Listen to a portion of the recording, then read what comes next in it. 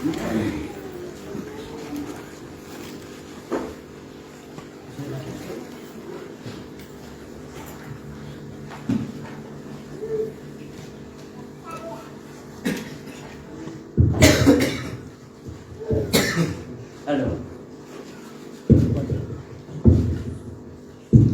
अब हामी स्तुति राख्ने राख्छौँ है। प्रभुको सेवकहरू विशेष आज सेवाको बादमा वापस पनि हुनुहुन्छ।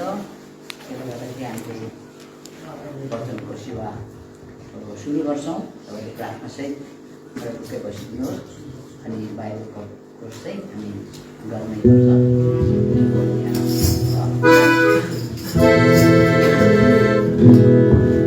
संसारमा सर्वश्रेष्ठ पुस्तक बाइबल, संसारमा सर्वश्रेष्ठ पुस्तक बाइबल, गर्नले जीवनमा सहायक बन्छ। ओ संसारमा सर्वश्रेष्ठ पुस्तक बाइबल, दुनिया में सबसे प्यारे पुस्तक बाइबल, दुनिया में सबसे प्यारे पुस्तक बाइबल, नाम कोई न हो तो दुनिया में सबसे प्यारे पुस्तक Bible. The best book to read is the Bible. The best book to read is the Bible. Read it daily and obey. It will help you all the way. Oh, the best book to read is the Bible.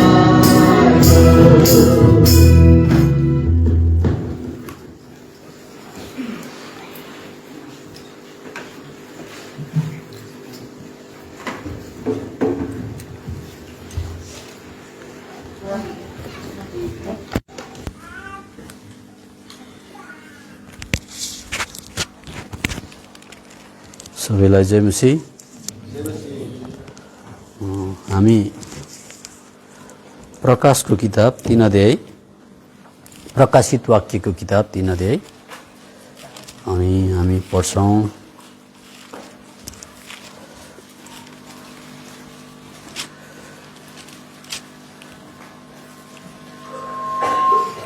तीन अध्यायको 11 पद हामी सबैजना मिलेर पढौँ ल। प्रकाशको किताब 3 अध्याय अनि त्यसको 11 पद लु पढौँ। म चाँडै आउँछु, तिमीसँग जे छ त्यसलाई बलियो गरी पक्रिराख, तिम्रो मुकुट कसैले लैजान नपाओस्। अब हामी उत्पत्तिको किताब 25 अध्याय पल्टाउँछौँ। उत्पत्तिको किताब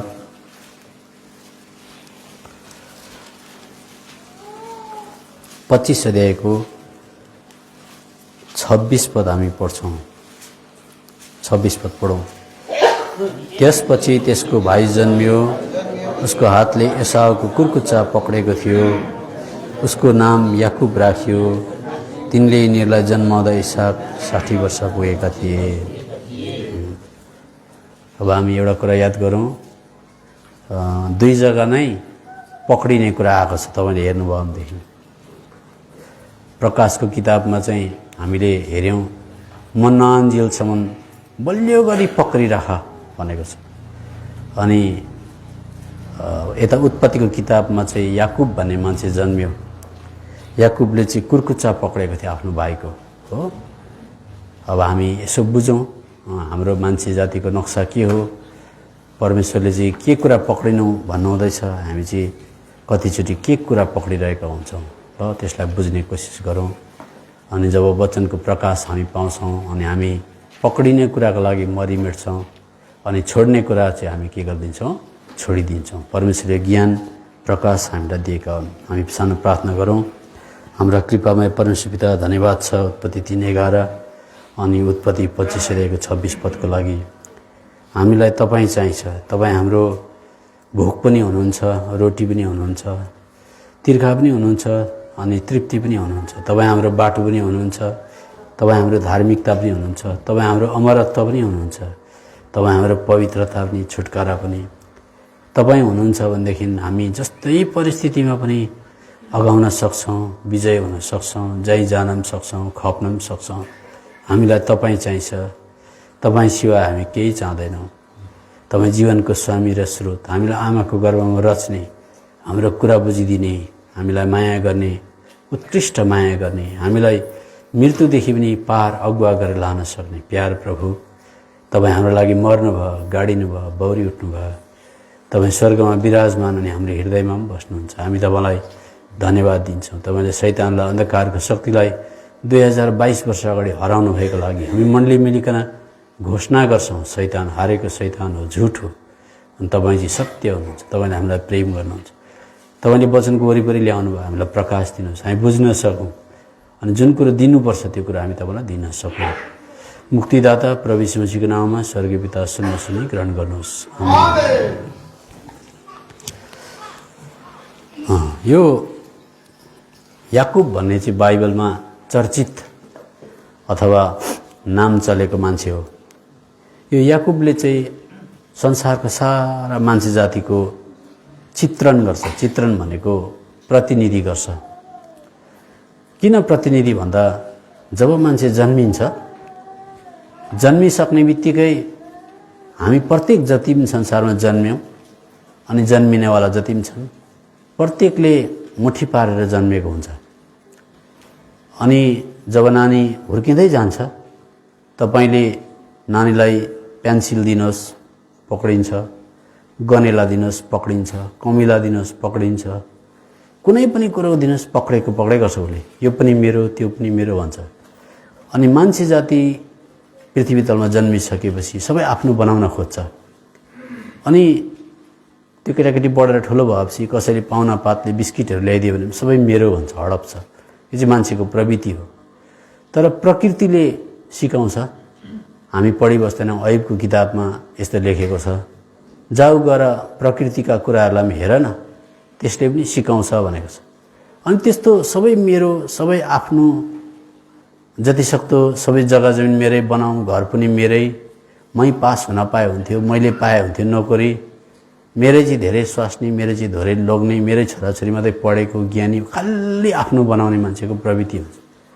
तर जुन दिन मान्छे मर्छ, मान्छेको हात खुला हुन्छ। यो याकुब जन्मिँदाखेरि यसले दाजुको कुर्कुच्चा पक्रेर आएको थियो। अनि जति यो मान्छे बढ्दै गयो, यसले ससुराको सम्पत्ति पनि लुट्न चाह्यो, धेरै स्वास्नी पनि राख्न चाह्यो, दाजुको ज्येष्ठ अधिकारलाई पनि खोज्यो, धनी भएर बाँच्न खोज्यो। तर परमेश्वरले यो एउटा लोभी, एउटा पापी, एउटा चिच्चा आफ्नै मात्रै बनाउन खोज्नेलाई एक दिन मरुभूमिमा भेट्नुभयो, उजाड स्थानमा।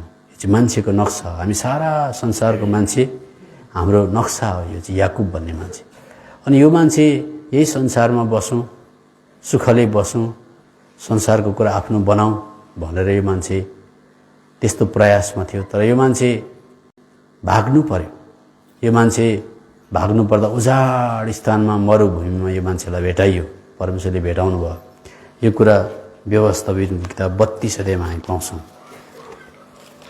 व्यवस्था विवरण किताब 32 अध्यायमा हामी पाउँछौँ।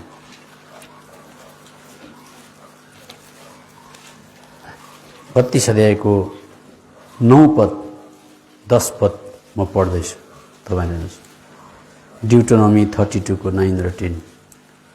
किनकि उहाँको प्रजा नै परमप्रभुको भाग हो, याकुब नै उहाँको पैतृक सम्पत्ति रूपी भागसर हो। उहाँले उसलाई उजाड स्थानमा, निर्जन हुरुरुरु गर्दै गुन्जने मरुभूमिमा पाउनुभयो। उहाँले उसलाई घेर्नुभयो, उहाँले उसलाई शिक्षा दिनुभयो, उहाँले आफ्नो आँखाको नानीलाई चाहिँ उसको रक्षा गर्नुभयो। अब अर्को कुरा हामी बुझौँ। यो मान्छे उजाड स्थानमा, डेजर्टमा भेटाइयो। अनि बाइबललाई तपाईँले आत्मिक भाषाले उद्धार मुक्ति पाएको मान्छेले पढ्यो भने चाहिँ तपाईँ अमेरिका जानुहोस्, इङ्ल्यान्ड जानुहोस्, वर्ल्डको कुनै कुनामा जानुहोस्, जस्तै राम्रो बगैँचामा जानुहोस्, जस्तै राम्रो इटालीका महलमा तपाईँ बस्नुहोस्, बाइबलले चाहिँ यो संसारलाई चाहिँ उजाड स्थान भन्छ। उजाड स्थान भनेको डेजर्ट। डेजर्ट भनेको पानी नभएको। पानी नभएको भनेको चाहिँ स्वर्गीय कुरा नपाइने जग्गा, उजाड जग्गा। अनि जब पनि एउटा क्रिस्चियन बिहान उज्यालो भएर उठ्छ, उठ्ने बित्तिकै उसले घर, जग्गा, जमिन, छोरा छोरी, स्वास्नी यस मान मर्यादा इज्जत सबै कुरा पाए तापनि बिहान उठ्दा उसको नयाँ मान्छेलाई चाहिँ म परदेशमा छु, म उजाड स्थानमा छु, यो उजाड संसारमा कहीँबाट पनि आत्मिक कुरा पाइँदैन, प्रभुबाट मात्रै पाइन्छ भन्ने आभास भएन, बाइबल पढ्न रहर भएन, स्वर्गीय कुरामा रमाउन सकेन भने ऊ पनि याकुब जस्तै घरै मात्रै स्याहारौँ, गाडी मात्रै स्याहारौँ, स्वास्नीको पछाडि, छोरीको पछाडि, छोराको पछाडि, सम्पत्तिको पछाडि, स्वास्थ्यको पछाडि त्यही कुरो हडप गरिरहेको हुनसक्छ। त्यसले गर्दा एउटा आत्मिक मान्छे, उद्धार मुक्ति पाएको मान्छे, नयाँ जन्म पाएको मान्छे, भित्रको मान्छेले चाहिँ यो संसारमा कहीँ खुट्टा टेक्ने जग्गा पनि पाउँदैन, कहीँ खानेकुरा पनि पाउँदैन बाइबल सिवाय अनि परमेश्वर सिवाय। अनि यो कुरा भजनको किताब 63 अध्यायको 1 पदमा लेखेको छ। पढ्नुहोस्, तपाईँहरूले पनि पढ्नुहोस् त। भजनको किताब 63 अध्यायको 1 पद। हे परमेश्वर, हे परमेश्वर, तपाईँ मेरा परमेश्वर हुनुहुन्छ, तपाईँ मेरा परमेश्वर हुनुहुन्छ, एका बिहानै म तपाईँलाई खोज्नेछु, म तपाईँलाई खोज्नेछु, सुक्खा र तिर्खाएको भूमिमा जहाँ पानी छैन मेरो प्राण तपाईँको निम्ति तिर्खाउँछ, मेरो शरीरले तपाईँको तृष्णा गर्छ। यो चाहिँ उद्धार मुक्ति पाएको मान्छे, भित्रको स्वर्गीय मान्छे। याकुब थियो पहिला, तर चाल पायो मैले स्वर्गीय कुरा पक्रिनु पर्ने रहेछ भनेर यो मान्छेले चाहिँ यसरी स्वर्गीय कुराको लागि तृष्णा राख्छ। अब अर्को कुरा बिस्तारै बिस्तारै तपाईँहरूले भरे 1 2 3 4 गर्दै पक्रिन सक्नुपर्छ घरमा गएर। स्वर्गदूतले पनि पाप गर्यो मान्छेभन्दा अगाडि, हामी बाइबलमा पाउँछौँ। स्वर्गदूत, स्वर्गमै बस्ने स्वर्गदूतले परमेश्वरको चेहरा देखेर प्रशंसा गर्ने स्वर्गदूतले पाप गर्यो। एउटाले होइन, झुण्डले पाप गर्यो। तर प्रभु यीशु मसीह स्वर्गदूतको लागि मर्न आउनु भएन, तर मान्छेले पाप गर्यो। मान्छेको लागि चाहिँ प्रभु यीशु मसीह किन मर्न आउनुभयो? अचम्मको कुरा छ। स्वर्गदूतले पनि पाप गरेको, उहाँले बनाउनु भएको। हामीले भन्दा राम्रो प्रशंसा उसले गर्न जान्दछ। हामीभन्दा ओबिडियन्ट ऊ हो, आज्ञाकारी हो, तर उसको लागि मर्न आउनु भएन। किन होला? 2टा कारण छ। स्वर्गदूतलाई परमेश्वरले आफ्नै स्वरूपमा, आफ्नै रूपमा सृष्टि गरेको होइन, अर्थात् उहाँले जन्माएको होइन। स्वर्गदूतलाई मुखले, वचनले बोलेर बनाएको एक। अर्को कुरा, स्वर्गदूतको लागि किन मर्न आउनु भएन भन्दा उसले जानेर बुझेर सिधासिधी विरोध जनाएको हो, तर मान्छे चाहिँ ठगिएको हो भनेर लेखेको छ। मान्छेलाई चाहिँ स्वर्गदूतले ठगिदियो, यही हो ओरिजिनल चिज भनेर डुप्लिकेट दियो। त्यसो गर्दा आफ्नै स्वरूपमा बनाएकोले गर्दा, ठगिएकोले गर्दा प्रभु यीशु मसीह मर्न आउनुभयो भनेर हामी बुझ्छौँ। अनि ठगिएको हो भनेर चाहिँ पहिला कोरिन्थी को किताबमा हामी पाउँछौँ। दोस्रो कोरिन्थी 11 अध्याय, दोस्रो कोरिन्थी 11 अध्यायमा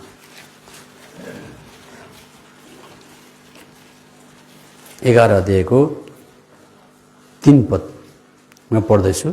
तर जसरी साँपले आफ्नो धूर्तताद्वारा हावालाई धोका दियो, धोका भनेको विचार डिसेप्सन भन्छ इङ्ग्लिसमा, सुन्नुहोस् ल।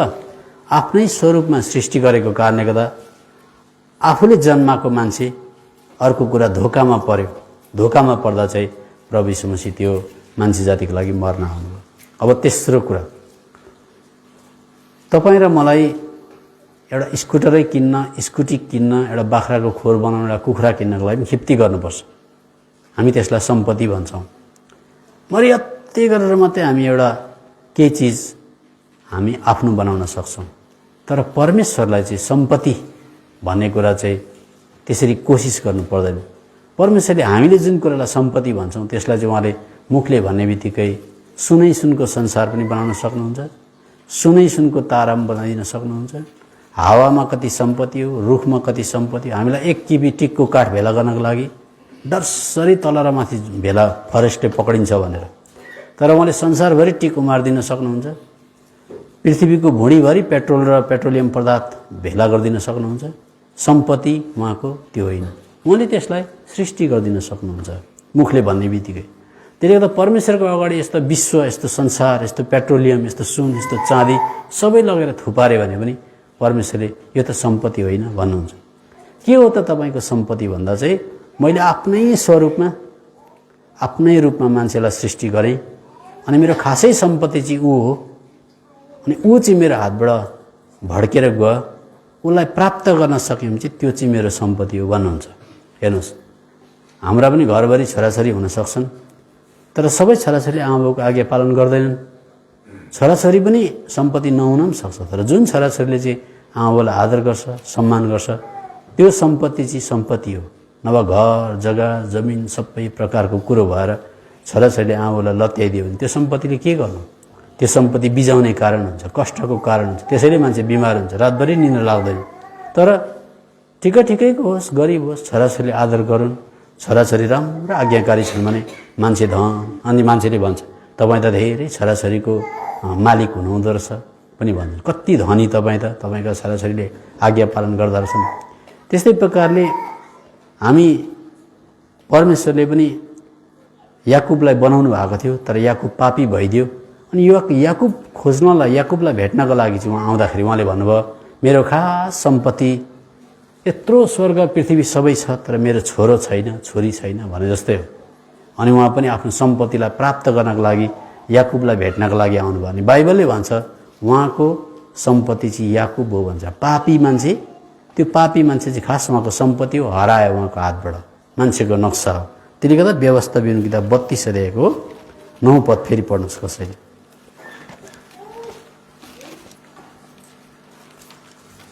म पढ्दैछु।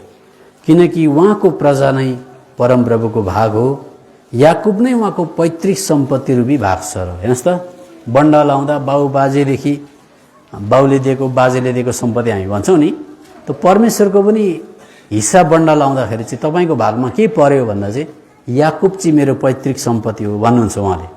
तर के गर्नु, याकुब पैतृक सम्पत्ति हो, याकुब पृथ्वी तलमा आयो, अनि पृथ्वी तलमा आएर भोलि खालि संसारकै कुरा, धन दौलत, यस सम्मान इज्जतलाई नै समाउन थाल्यो।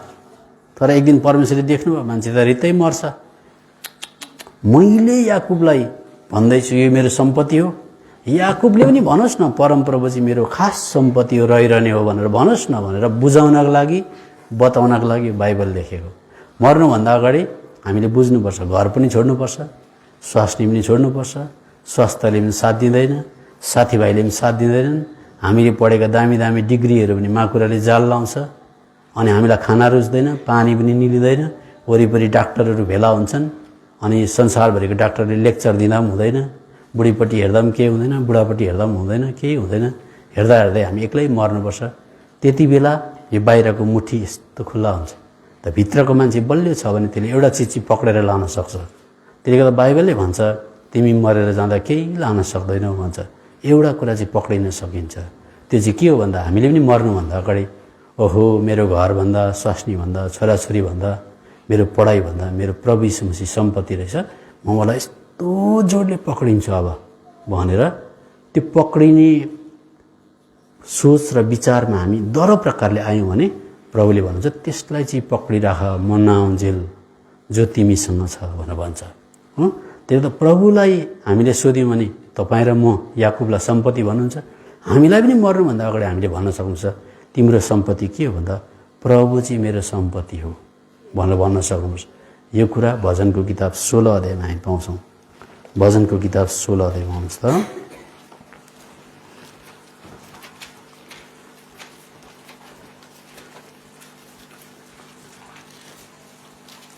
16 अध्यायको 5 पद लुक तपाईँले पढ्नुहोस्। परमप्रभु मेरो हकको सम्पत्ति र मेरो कचौराको हिस्सा हुनुहुन्छ, तपाईँले मेरो भाग कायम राख्नुहुन्छ। कति सुन्दर, रेसिप्रोकल भन्छ इङ्ग्लिसमा। रेसिप्रोकल भनेको परमेश्वरले पनि भन्नु हुँदैछ मान्छे, यो पापी मान्छे चाहिँ मेरो खास सम्पत्ति हो, मेरो हातबाट उम्किएको, यसलाई प्राप्त गर्नको लागि म पनि आएर क्रुसमा मरेँ। तपाईँले र मैले पनि भन्नुपर्छ मेरो हकको सम्पत्ति चाहिँ घर जग्गा जमिन स्वास्नी छोराछोरी होइन रहेछ, बाँचुन्जेल यो कुरा चाहिँदो रहेछ, तर मेरो खासै सम्पत्ति चाहिँ परमप्रभु चाहिँ मेरो हकको सम्पत्ति हुनुहुँदो रहेछ। त्यो त पावलले मर्नुभन्दा अगाडि यसो भन्यो, पावलले मर्नुभन्दा अगाडि भन्यो जसरी भए पनि म ख्रिस्टलाई चाहिँ पक्रिन सकौँ भनेर भन्यो। यति चाहिँ हाम्रो ध्यान चाहिँ नि यो कुरामा चाहिँ हामी ग्रिप भयौँ भने, इङ्ग्लिसमा ग्रिप भनेको चाहिँ अठोट भएर हाम्रो मनले यो कुरा बुझ्यो भने हामीले, हाम्रो प्राणले चाहना गर्छ अनि हामी त्यो जग्गामा आइ पनि पुग्छौँ, प्रभुले गरेर पनि देखाउनुहुन्छ। त फिलिपीको किताब 3 अध्यायमा आउनुहोस्। फिलिपीको किताब 3 अध्यायमा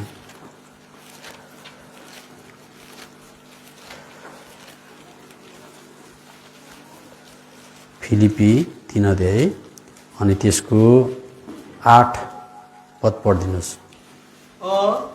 साँच्चै मेरो प्रभु ख्रीष्ट यीशुको ज्ञानको सर्वश्रेष्ठताको निम्ति म सबै कुरा हानि ठान्छु। उहाँकै निम्ति मैले सबै कुराको हानि खपे अनि ख्रीष्टलाई प्राप्त गरौँ र उहाँमा भेटाइन सकौँ भनेर म तिनीहरूलाई कसिङ्गर ठान्छु। हेर्नु, साँच्चै पृथ्वी तलको चिज सबै कसिङ्गर हो, सबै कसिङ्गर। बचुन्जेल हामीलाई नरम सिरानी, नरम पलङ, तातो खाना चाहिन्छ, माया चाहिन्छ, तर सबै कसिङ्गर एक दिन छोडेर जानुपर्छ। त्यसर्थ म ख्राइस्टलाई चाहिँ प्राप्त गर्न सकौँ, जो चाहिँ मेरो सम्पत्ति हुनुहुन्छ भनेर सब चिजलाई म कसिङ्गर सर ठान्छु भनेको छ। ठान्नु चाहिँ पऱ्यो हामी, घर पनि कसिङ्गर हो भनेर। त्यसले गर्दाखेरि अब म तपाईँलाई अर्को कुरा बताउँछु। इम्प्लोइज भन्छ नि, इम्प्लोइज भनेको कर्मचारी। हामी चाहिँ परमेश्वरको कर्मचारीहरू हो। अनि कर्मचारीले दुईटा कुरा पाउँछ। राम्रो सुन्नुहोस् है, कर्मचारी नोकरी गर्ने मान्छेले दुईटा कुरा पाउन सक्छ। त्यो चाहिँ के हो भन्दा सरकारी कर्मचारीले पनि अथवा प्राइभेट कम्पनीमा काम गर्नेले पनि एउटा चाहिँ स्यालेरी पाउँछ, एउटा चाहिँ बोनस पाउँछ। बोनस भनेको चाहिँ फाउ भनेको, तोहफा भनेको, त्यो चाहिँ फाल्टे बक्सिस भनेको। त तलब चाहिँ पाउँछै पाउँछ महिना मरेर, किन तलब चाहिँ काम गरेर पाएको। फाउ, बोनस, तोहफा भने चाहिँ एक्स्ट्रा हालिदिएको। मालिक खुसी भएर ल स्यालेरी त लगिस् अलिकति महँगाई भत्ता पनि अलिकति हालिदिन्छु भनेर हालिदिएको।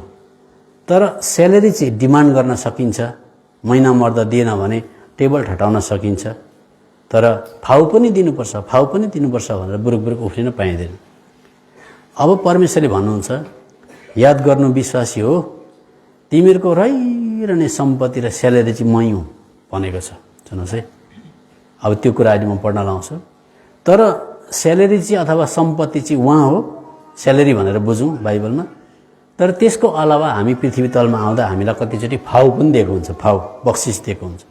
अब भन्नुहोस्, जुन दिन हामी यो संसारमा जन्म्यौँ खासै चाहिँ परमेश्वरको कर्मचारी भएर जन्मेको, उहाँलाई महिमा गर्नको लागि, उहाँलाई धन्यवाद दिनको लागि जन्मेको। जन्मिँदाखेरि एक्लो जन्म्यौँ, त्यस पछाडि सानो एउटा कटौरा आयो छेउमा, लिटो खाने कटौरा। भन्नुहोस् न, लिटो खाने कटौरा आयो, झत्ता आयो, थाङ्नाहरू आयो, कुक्रो आयो सुत्नको लागि। त्यहाँबाट नरम हात आयो आमाको, अनि आमाको काखमा हामी सुत्यौँ। के भेला हुँदै छोरी हो भने गुडिया आयो, छोरा आयो भने कार आयो, बाइकहरू आयो, के आउँदै भेला हुँदै गयो। भेला हुँदै गइसकेपछि त्यहाँबाट पछाडि जवान भयो, शिक्षा पनि आयो, स्वास्थ्य पनि आयो, अनि कतिजनाको राम्रो श्रीमती पनि आयो, कतिको ह्यान्डसम लोग्ने पनि आयो, कतिको दामी स्वर पनि आयो। यो सबै फाउ हो। तर यो फाउ जति पनि छ, यो बक्सिस छ। यो बक्सिस चाहिँ कम्पनीले कतिचोटि विथड्र गरिदिन सक्छ। विथड्र भनेको स्यालेरी चाहिँ महिना मरेपछि क्लेम गर्न सक्छस्। तर फाउ र बोनस चाहिँ कतिचोटि म विथड्र गरिदिन्छु भन्नुहुन्छ प्रभुले, अथवा कम्पनीले त्यसो भन्छ। विथड्र गर्दा किन मेरो भत्ता विथड्र गरिस्, फाउ किन विथड्र गरिस् भन्न पाइँदैन। त्यसले गर्दा दुईटा कुरा बुझ्नुपर्छ। बाइबलले भन्छ उत्पत्ति 15 अध्यायको 1 पदमा, ए अब्राम तेरो अत्यन्त ठुलो इनाम चाहिँ मनायौँ भनेको म चाहिँ कहिले हराउँदिनँ, म चाहिँ कहिले विलिन पनि हुँदिनँ, म चाहिँ रहिबस्छु।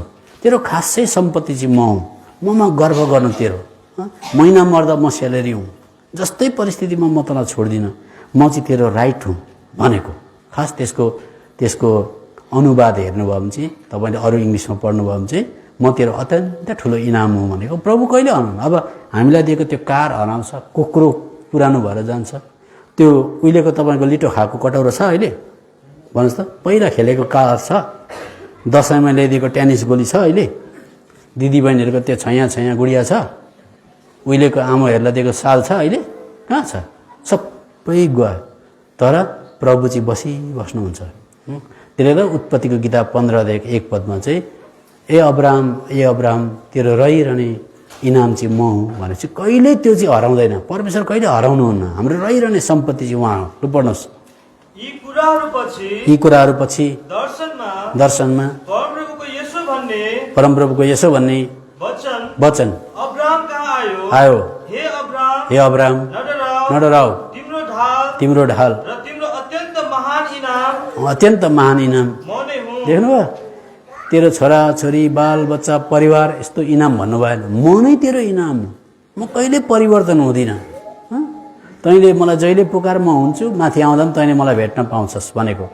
त्यसले गर्दा जब हामीहरूको हृदय चाहिँ प्रभुको वचन सुनेर तपाईँ चाहिँ मेरो स्यालेरी हुनुहुँदो रहेछ, अनि अब कर्मचारी भएर जन्मिसकेपछि बोनस हालिदिएको छ, अनि बोनस चाहिँ बेला बेला परमेश्वरले विथड्र गर्नुहुन्छ। राम्रो स्वर थियो, स्वर ठ्याप्पै बस्छ कोही बेला। राम्रो हेल्थ थियो, झ्यापझिप्पै डायबिटिक लागेर म जस्तै पनि हुनसक्छ। राम्रो तपाईँको स्वास्नी थियो, भइदियो स्वास्नी हो। राम्रो नोकरी थियो, सस्पेन्सन पो भइदियो। त्यसले गर्दा यो जुन चाहिँ बोनस छ, यो बोनसमा बुरुक बुरुक उफ्रिनु हुँदैन। बोनस चाहिँ उहाँले विथड्र भनेको चाहिँ वापस लिन सक्नुहुन्छ, तर स्यालेरी चाहिँ बसिबस्छ यो कुरा। यसले गर्दा परमेश्वरले यो याकुब भन्ने पापीको लागि चाहिँ आफ्नो बनाउनको लागि पाउनको लागि क्रुसमा आएर मर्नुभयो। अनि मरिसकेपछि तपाईँ र मलाई आज उहाँको आत्माद्वारा तिमी मेरो हौ, तिमी मेरो हौ भनेर भन्नुहोस्। यो उत्पत्तिको हामी अहिले यशाया किताब पढ्दैनौँ, अनि तपाईँले र मैले पनि चाल पायौँ, ओहो तपाईँ चाहिँ मेरो खास सम्पत्ति हुनुहुँदो रहेछ, म तपाईँलाई विश्वास गर्छु भन्ने बित्तिकै तपाईँ र मेरो हृदयभित्र प्रभु यीशु मसीह आएर बस्नुहुन्छ हो। बसिसकेपछि लक्षण के हुन्छ? लक्षण के हुन्छ सुन्नुहोस् है। तपाईँको नयाँ जन्म भएको छ कि छैन, म यहाँबाट बताइदिन सक्छु। नयाँ जन्म भएको मान्छेलाई आइतबारको दिन चर्च जाउँ लाग्छ। जाउँ लागेन भने पनि जाउँ कि नजाउँ चाहिँ लाग्छ। त्यो लक्षण हो। ऊ परको डाँडा घरको माइलालाई त्यस्तो हुँदैन, किन उसको ऊ जाउँ कि नजाउँ चाहिँ किन भएको भन्दा शरीरले घरमै बसेर भेज मोमो खान मन पराउँदैछ, लुगा पनि धुनु छ, फेरि आत्माले चर्च जानु छ, बाइबल पढ्नु पर्ने, मण्डलीले के भन्छ पनि भन्दैछ, जाउँ कि नजाउँ भन्छ। त्यो चाहिँ अलिक तल सिँढीमा आउँदै गरेको विश्वासी, जानै पर्छ भन्ने विश्वासी माथिको सिँढीमा हो। त्यसले गर्दा त्यो एउटा लक्षण। अर्को कुरा, बाइबल पढौँ त्यो चाहिँ माथिसम्म बस्ने सिँढीको विश्वासीको लक्षण। पढौँ कि नपढौँ यो चाहिँ फेरि उसलाई एकदमै धेरै प्रकारको तल्लो सिँढीको भयो। त्यो त कमसेकम तपाईँलाई यो कुरा गरौँ कि नगरौँ, अथवा ला मैले पाप गरेँ भन्ने कुराले झस्काउँदैछ भनेदेखि चाहिँ तपाईँको भित्र पवित्र आत्मा बस्नु भएको। अनि त्यो पवित्र आत्मा चाहिँ छैन भने चाहिँ आबा न चाबाको हुन्छ। एमजी अङ्कलले भने त एबिसी, आबा न चाबा अरे एबिसी भनेको। उसलाई बाइबल पढ्न त ऊ परको डाँडा घरको महिला जस्तै हुन्छ, उसलाई कुनै प्रकारको फरक पर्दैन हो। त्यसले गर्दाखेरि रोमीको किताब 8 अध्यायको 9 पदले भन्छ, प्रभु यीशु मसीहको आत्मा चाहिँ तपाईँभित्र छ भने चाहिँ त्यो जाउँ कि नजाउँ कमसेकम त्यति मात्रै हुने आत्मा छ भने पनि तपाईँ चाहिँ प्रभु यीशु मसीहकै हो। लु पढिदिनुहोस् रोमीको किताब 8 अध्यायको 9 पद। साँच्चै परमेश्वरका आत्मा तिमीहरूभित्र वास गर्नुहुन्छ भने तिमीहरू शरीरमा छैनौ तर आत्मामा छौ। अनि तर कुनै मानिससँग ख्रीष्टका आत्मा हुनुहुन्न भने त्यो उहाँको होइन।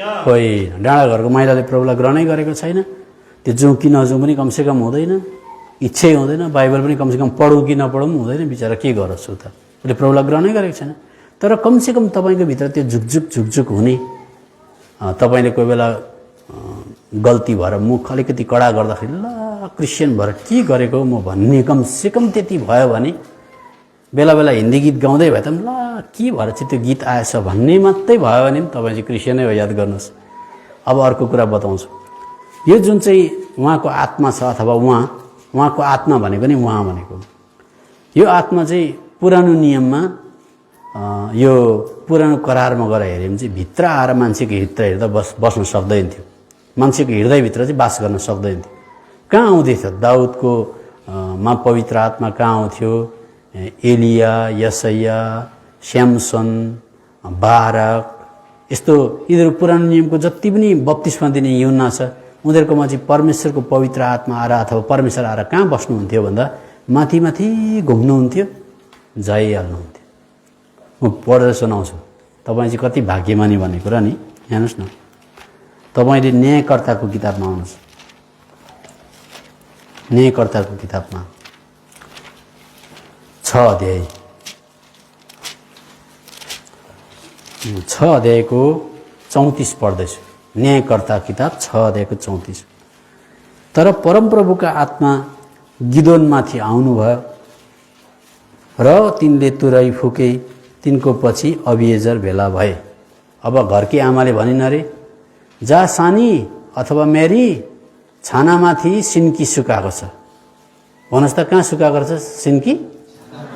त्यति बेला त्यो मेरी चाहिँ खुर्रै कुखुरा खोरमुनि जान्छ, कहाँ जान्छ?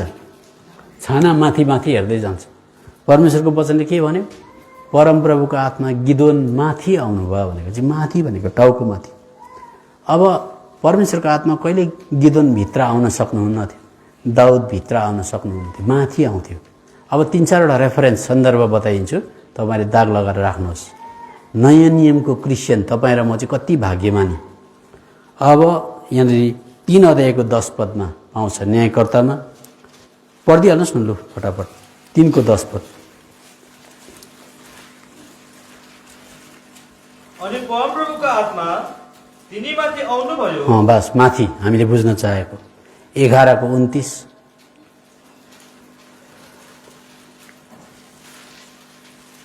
तब परमप्रभुको आत्मा हिप्कियामाथि आउनुभयो। 14 को 6।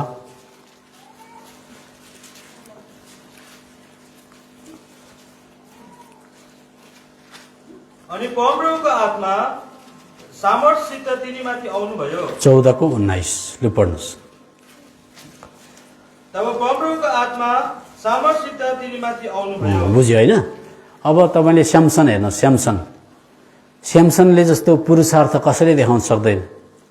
कति क्विन्टलको गेट त, फलामको गेट त जुरेकै उठेर लगाएर माथि डाँडामा फ्याँकिदियो। गधाको बङ्गराले 1000 जना मान्छे मार्यो। 300वटा स्यालको जोडी बनायो। स्याल खोज्दा पाइने चिज हो? लु भन्नुहोस्, स्याल खोज्दा पाइन्छ? कहाँ पाइन्छ स्याल? खोज्दा पाउने चिज होइन नि स्याल हो। बेला बेला रोडमा प्यालाक निस्किने मात्रै हो। तर 300वटा स्याल, 600वटा स्याल भेला गरेर 600वटा स्यालको पुच्छर भेला गरेर बाँधेर आगो लाउन सक्नुपर्छ। त्यस्तो काम पनि गर्यो। तर पनि परमेश्वरको आत्मा अथवा परमेश्वर चाहिँ स्यामसनको माथि माथि आउनुभयो। किन भन्दा भित्र हृदय फुरी थियो, भित्र हृदयमा पापै पाप थियो। त्यो आत्मा आउँथ्यो, काममा लाउँथ्यो, काममा लाउने बित्तिकै आत्मा जान्थ्यो। एकछिन पछाडि त स्यामसन त दलिलासँग घुमिरहेको हुन्थ्यो, पापमा फँसिरहेको हुन्थ्यो। दाउदको माथि आत्मा आउँथ्यो, आत्मा जान्थ्यो, तर एकछिन पछाडि दाउद बेत्सेबासँग घुमिरहेको हुन्थ्यो। किन भन्दा दाउदको 7वटा स्वास्नी थिए। कतिजना स्वास्नी? त्यस्तो। त्यो त पुरानो नियमको कुनै पनि मान्छे किन नहोस्, जस्तै भयङ्कर किन नहोस्, परमप्रभुको आत्मा र भित्र बस्न सक्दैन थियो। तर नयाँ नियमको क्रिस्चियनकोमा, जसले यो बाइबल बोकेको छ, जसले प्रभु यीशु मसीहलाई विश्वास गरेको छ, कमसेकम जाउँ कि नजाउँ चर्च, जाउँ कि नजाउँ भन्दै भए तापनि, लुते क्रिस्चियन भए तापनि बाइबलले भन्छ त्यो क्रिस्चियनको चाहिँ हृदयमा प्रभु यीशु मसीह भित्र, सबजना भन्नुहोस् त भित्र भने हेर्नुहोस् त, अनि सधैँभरि बस्नलाई भन्नुहोस् त आउनु भएको छ। बाइबलले त्यसो भन्छ। मेरो कुरा नपत्याउनुहोस्, बाइबलको कुरा पत्याउनुहोस्। यूहन्नाको किताबमा आउनुहोस्। यहाँनिर यूहन्ना रचित सुसमाचार 14 अध्याय 14 अध्यायको 16-17 पद पढ्नुहोस्। अनि म पितालाई प्रार्थना गर्नेछु र उहाँले अर्को शान्तिदाता उहाँ सधैँभरि तिमीहरूसँगै रहन् भनेर तिमीहरूलाई दिनुहुनेछ, अर्थात् सत्यको आत्मा, जसलाई संसारले ग्रहण गर्न सक्दैन, किनभने त्यसले न त उहाँलाई देख्छ न उहाँलाई चिन्छ, तर तिमीहरूले उहाँलाई चिन्छौ, किनकि उहाँ तिमीहरूसित रहनुहुन्छ र तिमीहरू भित्र हुनुहुनेछ। यति चाहिँ भिन्नता बुझेर जानुहोस्। परमेश्वरको आत्मा अथवा प्रभु यीशु मसीह चाहिँ जस्तै लुते क्रिस्चियन किन नहोस् त्यसको भित्र बस्नुहुन्छ अनि सधैँभरि बस्न आउनुहुन्छ। त्यसले गर्दा हिजो पनि मैले माथि बताएँ, झुक्किएर मूर्खतामा फँसेर सङ्गति नआउँदा बाइबल नपढ्दा अनभिज्ञ भएर ठुलो अपराध नै गर्यो भने पनि बुढीले छोडिन्, बुढाले छोड्यो, छोराछोरीले छोडे, मण्डलीले परित्याग गर्यो भने पनि हातकडी लगाएर बाँधेर बेइज्जत भएर जाँदैछ भने पवित्र आत्माले पश्चाताप जग्गाकै गरेको हुन्छ। तैँले ठुलो पाप गरिस् भन्दै जेलभित्र जान्छ अनि जेलको कुनामा बसेर रोइबस्छ। किन रोको भन्दा पवित्र आत्माले छोड्नै सक्नुहुन्न। त्यस्तो भयङ्कर कथा, त्यसलाई अगाप्य प्रेम भन्छ। अनि पवित्र आत्माले जेलको कुनामा पश्चाताप जगाउँछ, रुन्छ, आँसु पुस्छ हो। अनि त्यो आँसु पुसेर रोएर त्यहीँ सडेर मऱ्यो भने पवित्र आत्माले त्यसको प्राणलाई चाहिँ छट्टै माथि लानुहुन्छ आत्माले, त्यस्तो साह्रो। तर तपाईँ र मैले, उहाँले चाहिँ त्यति साह्रो मरिहत्ते गर्नुहुन्छ, छोड्न चाहनुहुन्न। तर तपाईँ र मैले चाहिँ उहाँको आवाजलाई सुन्न चाहेनौँ। घरि पनि पाप गर्छौँ, पवित्र आत्माको आवाजलाई सुन्न चाहँदैनौँ भने बाउले त आमाले त नानीलाई हात समाउन चाहेको हो, तर नानीले नि हात टकटक्याकै गर्यो भने ठुलो क्रस रोड भनेको बाटो तर्नु पर्दा गाडीहरू यतिकै आउँदा बाउले चाहिँ हात पक्रिन चाहेको हुन्छ। तर नानीले चाहिँ सुट्टी साह्रै मै बाटो हुन्छु, म रोड क्रस गर्न सक्छु भने स्कुटरले, गाडीले, घोडाले किच्याएर मार्न सक्छ। त्यो त परमेश्वरको तर्फबाट चाहिँ ट्याप्पै नछोड्ने अरे उहाँले। हाम्रो तर्फबाट चाहिँ हामीले कमसेकम अलिकति कोअपरेसन, अलिकति सहयोग गरेर देखायौँ भने पटक्कै छोड्नुहुन्न परमेश्वरले। यो कुरा भयो। अब यति भनिसकेपछि संसारको सबैभन्दा लुते क्रिस्चियन मानिनु तपाईँले आफूलाई अड्कल्नुहुन्छ अरे म जतिको लुते कोही छैन भनेर। तर बाइबलले भन्छ पुरानो नियमको अब्राहम, इजाक, याकुब हुँदै बप्तिस्मा दिने युहन्नासम्म ल्याउँदाखेरि पनि बाइबलले तुलना गरेर भन्छ यो लुते क्रिस्चियन चाहिँ पुरानो नियमको इजरायली भन्दा, याकुब भन्दा, अब्राहम भन्दा चाहिँ ठुलो हो नि भन्छ। तपाईँलाई किन ठुलो भनेको होला म बताउँछु। मत्तीको किताबमा आउनुहोस्। मत्तीको किताबमा 11 अध्यायमा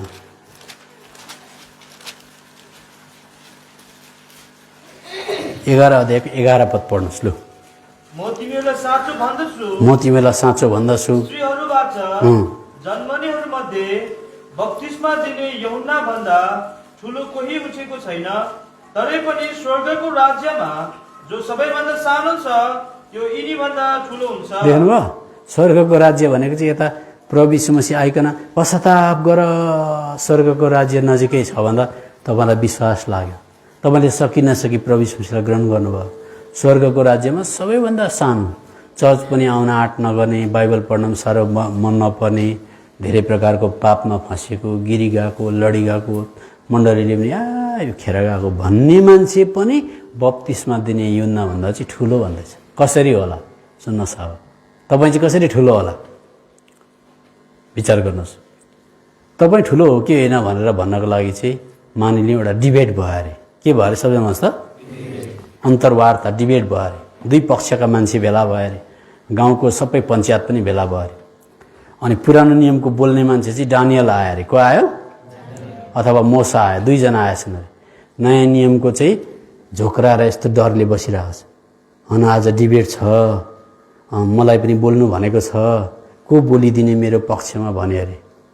एउटा कोही बोलेन, लास्टमा भने अरे तिमीहरू बोल्दैन भने मै बोलिदिन्छु भने अरे। मोसाले बोल्ने भयो अरे। किन चाहिँ यो लुते क्रिस्चियन तपाईँभन्दा ठुलो भन्नुहोस् भन्दाखेरि सुन्नुहोस्, हामीले पशु प्राणीको रगत छिड्किनु पर्थ्यो यिनीहरूको निम्ति प्रभु यीशु मसीहको रगत। त्यसले गर्दा यिनीहरू ठुलो। एक त्यहाँ त अघि त थरथर काम गरेकोले अलिक आँटा आयो। अरे यिनीहरू पशु प्राणीको रगत छिर्के गरे, हामीलाई चाहिँ यीशुको रगत। यिनीहरूको चाहिँ हाम्रो चाहिँ मन्दिर ढुङ्गाले बनेको, काठले बनेको हुन्थ्यो, तर यो लुतेको चाहिँ हृदयभित्रै मन्दिर छ। अलिक आँटा आएको आएन भन्नुहोस्। हाम्रो पालामा पवित्र आत्मा आएर माथि माथि आउनुहुन्थ्यो, गइहाल्नुहुन्थ्यो। लुतेको चाहिँ सधैँभरि भित्रै बस्नुहुन्छ। अझै आँटा आएको आएन। त्यहाँबाट त चौकीले साइला भन्ला जस्तो भइगयो होइन, मजा आयो नि त। त्यसले गर्दा तपाईँ त्यस्तो। अब हाम्रो पालामा ढुङ्गाको बाइबल हुन्थ्यो। के को बाइबल हुन्थ्यो? दिदीबहिनी भन्नुहोस् मोसाको बाइबल के को थियो? ढुङ्गाको भन्नुहोस् न। मोसाले फर्स्ट बाइबल थाप्दा के थापेको? ढुङ्गाको पाटीमा थापेको। यिनीहरूको बाइबल मुटुमा लेखेको छ भन्छ। बाइबलले त्यसो भन्छ, यिनीहरूको हृदयभित्र व्यवस्था लेखिदिएको छ भन्छ। हो, हाम्रो समयमा परमेश्वरलाई बाउ भन्न पाइँदैन थियो, मुसाले भन्दैछ है। तर यो लुतेले घाँस काट्दा, बारी जोत्दा, जहीँ जाँदा पनि बाउ बाउ भन्छ घरिघरि। किन त्यस्तो भयो होला भनेर मुसापट्टि फर्केर सोधौँ न। हाम्रो समयमा जेठा दाजु कहाँ भँडारभित्र थियो त भन्छ। को जेठा दाजु? दिदीबहिनी भन्नुहोस् त। खोइ त तपाईँको जेठा दाजु छैन क्या हो? अन्त जेठा दाजु भनेको प्रभु यीशु मसीह। को? प्रभु यीशु मसीह कहाँ हुनुहुन्छ अहिले? भँडारमा भन्नुहोस् न। कहाँ? भित्री कोठामा पिताको छेउमा बस्नु भएको छ। अनि मेरो त्यो लुते कान्छी त्यो चर्च जाउँ कि नजाउँ भन्ने, बाइबल पढौँ कि नपढौँ भन्नेको निम्ति मैले मरेको पिता एक दिन त आउँछ, एक दिन त आउँछ, बल गर्दैछ, शैतानले साङ्ला लगाएर बाँधेको छ। हे पिता सहायता गरिदिनुहोस् भनेर अन्तर्विन्ती गरेर त्यो लुतेको लागि प्रार्थना गरेकै गर्ने जेठा दाजु हुनुहुन्छ उहाँ। त्यसले गर्दा तपाईँ चाहिँ स्वर्गमा जाँदाखेरि अथवा स्वर्गमा पुकारा गर्दाखेरि पिता जेठा दाजुको कारणले गर्दा भन्ने बित्तिकै पिताले एटेन्सन दिइहाल्नुहोस् तपाईँलाई। तर मोसाको चाहिँ त्यस्तो जेठा दाजु साजु केही थिएन। सानो भुल भयो भने, सेवा गर्दा सानो मिस्टेक भयो भने ठहरै मर्थ्यो। पुरानो नियम त्यति भयङ्कर। तर तपाईँले 1000चोटि लाखचोटि मिस्टेक गर्दा पनि तपाईँलाई चाहिँ प्रेमकै छरी मात्रै लाउनुपर्छ। किन तपाईँ छोराछोरी हो, त्यति साह्रो। त्यो त तपाईँले चाहिँ अब्बा पिता भनेर पुकार्न सक्नुहुन्छ। तपाईँको चाहिँ जेठा दाजु छ। अब ल्यायो दानियललाई। अब दानियल त सुरिसकेको छ, मोसा यत्रो बोलिहाल्यो। अब दानियललाई अघिदेखि बोलौँ भइरहेको छ। हन यो लुते क्रिस्चियनको बारेमा मलाई पनि एउटा कुरा भन्नु छ भन्छ। हो, लुते भन्छौ, खास गरी तिमीहरू लुते होइन भन्छ। हामी चाहिँ लुते हो। कसरी भन्दा हामीले सिंहको खोरभित्र पस्यौँ, अहिलेको भाषामा भने फोटो पनि खिच्यौँ, सेल्फी पनि खिच्यौँ। अनि हामीलाई पनि आगोको भट्टीभित्र हाल्यो। तर आगो हुरुरु बल्दै थियो। आगो त पेन्टिङ गरेको जस्तो आगो मात्रै भयो। कस्तो आगो? पेन्टिङ गरेको आगोले पोल्छ? भित्रमा आगोको नक्सा बनाएको पोल्छ? के को पोल्थ्यो? अनि प्लास्टिकको बाग लिएर सिंहले खान्छ? भन्नुहोस्, जस्तै डराउँदो टोकिहाल्ला जस्तो सिंह बनाउनुहोस्, टोक्छ सिंहले? टोक्दैन। तर सानो खिच्चा कुकुरले टोक्न सक्छ। अनि दानियलले भन्छ आगोको भट्टीमा हाल्या थियो, आगो त फ्यास्सै पेन्टिङ गरे जस्तो भयो। सिंहको खोरभित्र हालेको थियो, सिंह त बोल्दैन। अनि हामी भन्छ आमा। तर हाम्रो परमेश्वरले सिंहको खोरमा सिंहको मुख बन्द गरिदिनु भयो। हामी त्यहीँ घुमिबस्यौँ। आगोको ज्वालाको जुन चाहिँ शक्ति थियो त्यसलाई कम्ती गरिदिनु भयो। चिसो न चिसो भयो, हामी त त्यहीँ बसिबस्यौँ। के ठुलो कुरा भयो त? यो लुते क्रिस्चियन चाहिँ हामीभन्दा ठुलो भन्छ। कसरी? सिंहलाई छोडिदिँदाखेरि चरापचुरुप त्यो सिंहले खानु पर्दा पनि यो चाहिँ आई लभ यू कि आई लभ यू भनेर मर्दो रहेछ। कसलाई आई लभ यू भनेको? जिजस क्राइस्टलाई भन्नुहोस् न। त्यसले गर्दा दानियलको चाहिँ सिंहको मुख बन्द गरिदिनु भयो। दानियल त म पनि घुम्छु नि, त्यो त दिनभरि घुम्छु म पनि। त्यस्तो भइदियो भने त फोटो खिच्दै ल्याएर देखाइदिन्छु। यहाँ कामलिङमा देख्यो, परमेश्वरले मलाई यस्तो सहायता गर्नुभएको, पत्याउँदैन होला, जिउँदै पुच्छर चाहिँ हलाउँदैछ, मुख चाहिँ यस्तो छ भनिदिन्छु म। तर बहादुरी चाहिँ को? परमेश्वरले सिंहको मुख बन्द गरिदिनु भयो भने त्यसलाई बहादुरी भन्दैन। तर सिंहको मुख खोलेर देखाइदिन्छु, भोको सिंहको खोरभित्र हालिदिन्छु, त्यति बेला पनि आई लभ यू भन्छस् कि भन्दैनस् भन्दा हजारजना क्रिस्चियनहरू चाहिँ आई लभ यू जिजस भन्दै मरे। बहादुरी चाहिँ को रहेछ? लुते कि दानियल? अन्त आगोको भट्टीमा हाल्दाखेरि आगोको ज्वालालाई चिसो बनाइदिनु भयो। हजार क्रिस्चियनहरू आगोको ज्वालामा पसे। अनि तपाईँले रोमको इतिहास पढ्नुभयो भनेदेखि चाहिँ फक्सेस बुक्स अफ मार्टियर्स भन्ने किताब पढ्नुभयो भने चाहिँ यति दामी कथा छ। क्रिस्चियन चाहिँ त्यसैले त बहादुरी हो। क्रिस्चियनलाई चाहिँ ठुलो भन्छ पुरानो नियमले चाहिँ। बुढी छोराछोरी नानी चेपेको, बुढो अगाडिपट्टि, बुढी पछाडिपट्टि, 2-3जना नानीहरू भोकाइरहेको नानीहरू बोकेर लाइनमा छन्। पालो आउँदैछ। के को पालो भन्दा हवाईजहाजमा बोर्डिङ गर्नको लागि होइन। अगाडिपट्टि ठुलो दाउराको रास लगाएको छ। यीशु ख्रिस्टलाई डिनाइ गर, इन्कार गर, आगोबाट बाँच्छस् भन्यो। बुढाले बुढीलाई हेऱ्यो, बुढीले बुढालाई हेऱ्यो। बुढाले यसो भनेको छ, ए ए तँ भनेर उता अरूलाई तँ भनेको होइन, आफूलाई तँ भनेको। बुढीको मायाले तँलाई रोक्छ, नानीको मायाले रोक्छ, बल्ल बल्ल मौका पाएको ए तँ चुप्लाक चुप्लाक भन्यो। बुढी धुरी धुरी रोइन्। अनि त्यहाँबाट त्यो बाउची छोरीलाई नानीलाई बुढीलाई स्याहार्नु पर्थ्यो नि त, हो हेऱ्यो नि त। बल्ल बल्ल मौका आएको कहाँ छोडिन्छ भनेर दाउराको ज्वालामा गयो, दाउराको ज्वालामा गएर मऱ्यो। बुढी पनि गयो, नानी पनि गयो। अनि एउटा नानीको बारेमा मैले पढेको, 11 वर्षको छोरो, आमाको र छोराको टर्न आउँदैछ। रोमको सम्राटले भन्यो यीशु मसीहलाई नाइ भन्, आई लभ यु नभन्, आई हेट यु भन्। भन्दाखेरि आई लभ यु कि आई लभ यु भनेर उफ्रियो त्यो नानी। भन्नु मतलब मेरो प्रभु यीशु मसीह महान हो भने। अनि त्यहाँबाट त्यो आमा चाहिँ ल भने ए आमा, तेरो 11 वर्षको छोरालाई तैँले तलाउन सकिनस्? तेरो 11 वर्षको छोराको टाउको काटिन्छ भनेर भने। अनि आमाले भनिन् छोरा हिम्मत गर, घरिघरि यस्तो मौका पाउँदैन, हिम्मत गर भने।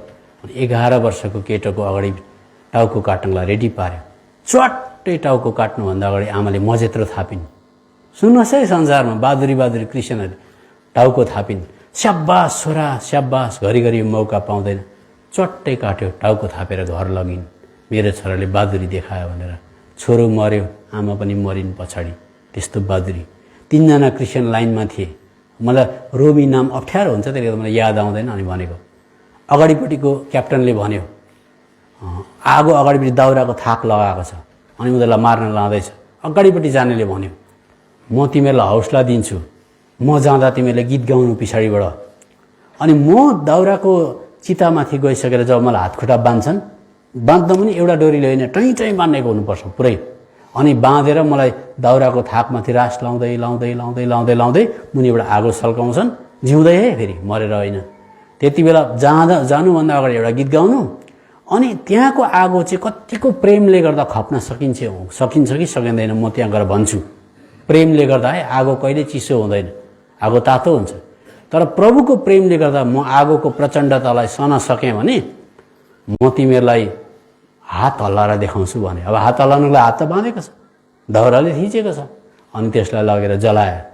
अब जलेर विचार गर्नुहोस्, हात बाँधेको हातको डोरी छिन्नको लागि, आगोले चुडाउनको लागि कति लाग्यो? 2 मिनटसम्म 2 यता पर्खेर बसिरहेको छ, उता भिडले हेर्दैछ। 2 मिनटसम्म चाहिँ पर्खेर बस्यो अरे। 3 मिनट पनि बित्दाखेरि चाहिँ उसले भन्यो अरे प्रभुको प्रेमले गर्दा आगोको ज्वाला सहन सकिने रहेछ भने चाहिँ म हात हल्लाउँछु, त्यो पनि कतिचोटि 3 खेप हल्लाउँछु भने। फर्स्टमा यसो निस्क्यो अरे डढेको हात, सुन्नुहोस्। सेकेन्ड टाइममा यसो हात निस्क्यो, थर्ड टाइममा अलिकति अम्ली निस्क्यो अरे। त्यहाँबाट पछाडि उभिने रे आँट पायो। अनि उनीहरू पनि गएर मऱ्यो, मजा मरिदियो। त्यसले त नयाँ नियमको क्रिस्चियनलाई चाहिँ प्रभु यीशु मसीहलाई नदेखे तापनि अति नै माया गर्ने हो। किन? अझै बताउँछु। मत्तीको किताब 11 अध्यायमा आउनुहोस्। यहाँनिर 11 अध्यायको 11 पद पढ्नुहोस् त। तपाईँलाई बाइबलले त्यसो भन्छ। ल पढ्नुहोस्। म तिमीहरूलाई साँचो भन्दछु स्त्रीहरूबाट जन्मनेहरूमध्ये बप्तिस्मा दिने यूहन्ना भन्दा ठुलो कोही उठेको छैन। तरै पनि स्वर्गको राज्यमा सबैभन्दा सानो छ, त्यो यिनीभन्दा ठुलो हुन्छ। स्वर्गको राज्य भनेको चाहिँ नयाँ नियमको, इजरायलको राज्य भनेको चाहिँ पुरानो नियमको। इजरायल अहिले पनि छ। स्वर्गको राज्य भनेको चाहिँ तपाईँ र मेरो एडमिसन जो भएको। किन त्यसो भन्यो होला? किन भन्दा बप्तिस्मा दिने यूहन्नालाई यति बेला जेलमा हालेको थियो, जेलमा हालेको। अनि जेलमा हालिसकेपछि त बप्तिस्मा दिने यूहन्नाले कसो भन्दो रहेछ सुन्नुहोस् है। 2 पद पढ्नुहोस्, 11 को 2 पद, 2-3 पद पढ्नुहोस्। अनि जब यूहन्नाले झ्यालखानामा ख्रीष्टका कामहरूका विषयमा सुने तब उनले आफ्ना चेलाहरूमध्ये 2 जनालाई पठाए र उहाँलाई भने के आउनेवाला तपाईँ नै हुनुहुन्छ कि हामी अर्कोको बाटो हेरौँ? देख्नुभयो? यता हेर्नुहोस् त के चाहिँ रहेछ मिस्टेक भन्दाखेरि बप्तिस्मा दिने यूहन्नाले प्रभु यीशु मसीहलाई बप्तिस्मा दिएको थियो। अनि उसको आफ्नै हातले बप्तिस्मा दिँदाखेरि आकाशबाट ढुकुर उडेर आयो। सबैले हेरिरहेको थियो। आकाशबाट पवित्र आत्मा रूपी ढुकुर उडेर आएर ठक्कै प्रभु यीशु मसीहको काँधमा शिरमा बस्नुभयो। त्यति मात्रै भएको भए त हुन्थ्यो नि। ठुलो आवाज आयो, यिनी जसको माथि ढुकुर बस्यो यिनी चाहिँ मेरा प्रिय पुत्र हुन् जसँग म खुसी छु भनेपछि काम पुग्नु पर्थ्यो नि त। तर पवित्र आत्मा भित्र नबसेर पुरानो नियममा चाहिँ पवित्र आत्मा माथि माथि आएको कारणले गर्दा जब जेलभित्र पस्यो उसले क्वेसन गर्यो, प्रश्न गर्यो, हन जेलबाट ननिकालेको हामीलाई? जिजस क्राइस्ट हामीलाई जेलबाट ननिकालेको? त्यसले गर्दा आउनेवाला चाहिँ यीशु मसीह तपाईँ हुनुहुन्छ कि अर्कैको बाटो हेर्नुपर्छ भनेर चाहिँ डाउट गरेन भन्नुहोस्। त्यत्रो आकाशबाट आवाज आएर बप्तिस्मा दिएर यिनी नै मेरा प्रिय पुत्र हुन्छ भनेर आवाज आउँदा आउँदै पनि के भन्यो? जेलभित्र पसेर अलिक डन्ठा लाउन थालेपछि के भन्यो? आउनेवाला यीशु मसीह चाहिँ तपाईँ नै हुनुहुन्छ कि साइलाको बाटो हेरौँ भनेपछि डाउटफुल भयो कि भएन? तर तपाईँलाई चाहिँ यसो भन्छ, जसले देखेकै छैन तर पनि मलाई विश्वास गरेको छ धन्य भन्छ तपाईँलाई। धन्य भनेको स्याबास। अब विचार गर्नुहोस्, तपाईँलाई भोलि जेल हाल्यो अरे, 4-5 डन्ठा कुट्यो अरे, तपाईँले पनि प्रार्थना गर्नुहुन्छ, प्रभु भयो भने छुटकारा दिनुहोस् न हौ, कस्तो दुष्टहरू पनि भन्ला तपाईँले, हो। तर तपाईँको मासुको चोक्टा चोक्टा रगतको थोपा थोपाले के भन्छ? आउनेवाला जिजस चाहिँ यही अहिले मैले विश्वास गरेको हो कि साइलाको बाटो हेर्नुपर्छ भन्छ? तपाईँको रगत रगत भित्रभित्रको नसा नसाले के भन्छ? यीशु मसीह चाहिँ उही नै हो। डन्ठा खाएर छुटकारा मात्रै नभएको जिजस क्राइस्ट चाहिँ उही नै हो भन्छ भन्दैन? मासुको चोक्टा चोक्टाले भन्नुहोस्। त्यति साह्रो रगतको नस नसमा तपाईँलाई सिग्नेचर गरेको छ जिजस क्राइस्टले, त्यति भएको। त्यसले गर्दा तपाईँलाई अचानकमा राखेर टुक्रा टुक्रा पार्यो भने पनि तपाईँको प्रत्येक मासुको चोक्टा चोक्टाले जिजस क्राइस्ट चाहिँ उही नै हो, उही नै हो, उही नै हो। तपाईँ जति नै कमजोर होस् न, चर्चै आउन नसकोस् न, बाइबलै पढ्न नसकोस् न, तर तपाईँ अन्तिम पल्लो छेउमा पुग्दा पनि जिजस क्राइस्ट चाहिँ उही नै हो, उही नै हो, उही नै हो भनेको गर्छ। त्यसले गर्दा त्यसलाई चाहिँ अङ्ग्रेजीमा चाहिँ Jesus Christ the author and finisher भनेको चाहिँ, अथर भनेको चाहिँ सिग्नेचर गर्ने भनेको। तपाईँको नस नसमा मासु मासुमा जिजस क्राइस्टको सिग्नेचर हुन्छ, मै तेरो प्रभु हो भनेर। त्यो चाहिँ मर्दा मेटिँदैन। शङ्का उपशङ्काहरू पनि आउँछ, किन प्रार्थना नसुनेको होला जस्तो पनि आउँछ। तर जिजस क्राइस्ट होइन कि क्या हो भने चाहिँ पटक्कै आउँदैन। हो कि हो भन्छ, हो। त्यसले गर्दा तपाईँ र मेरो चाहिँ पवित्र आत्मा भित्र बसेकोले गर्दा चाहिँ ट्याप्पै छोड्नु, त्यस्तो खालको तपाईँ भाग्यमानी।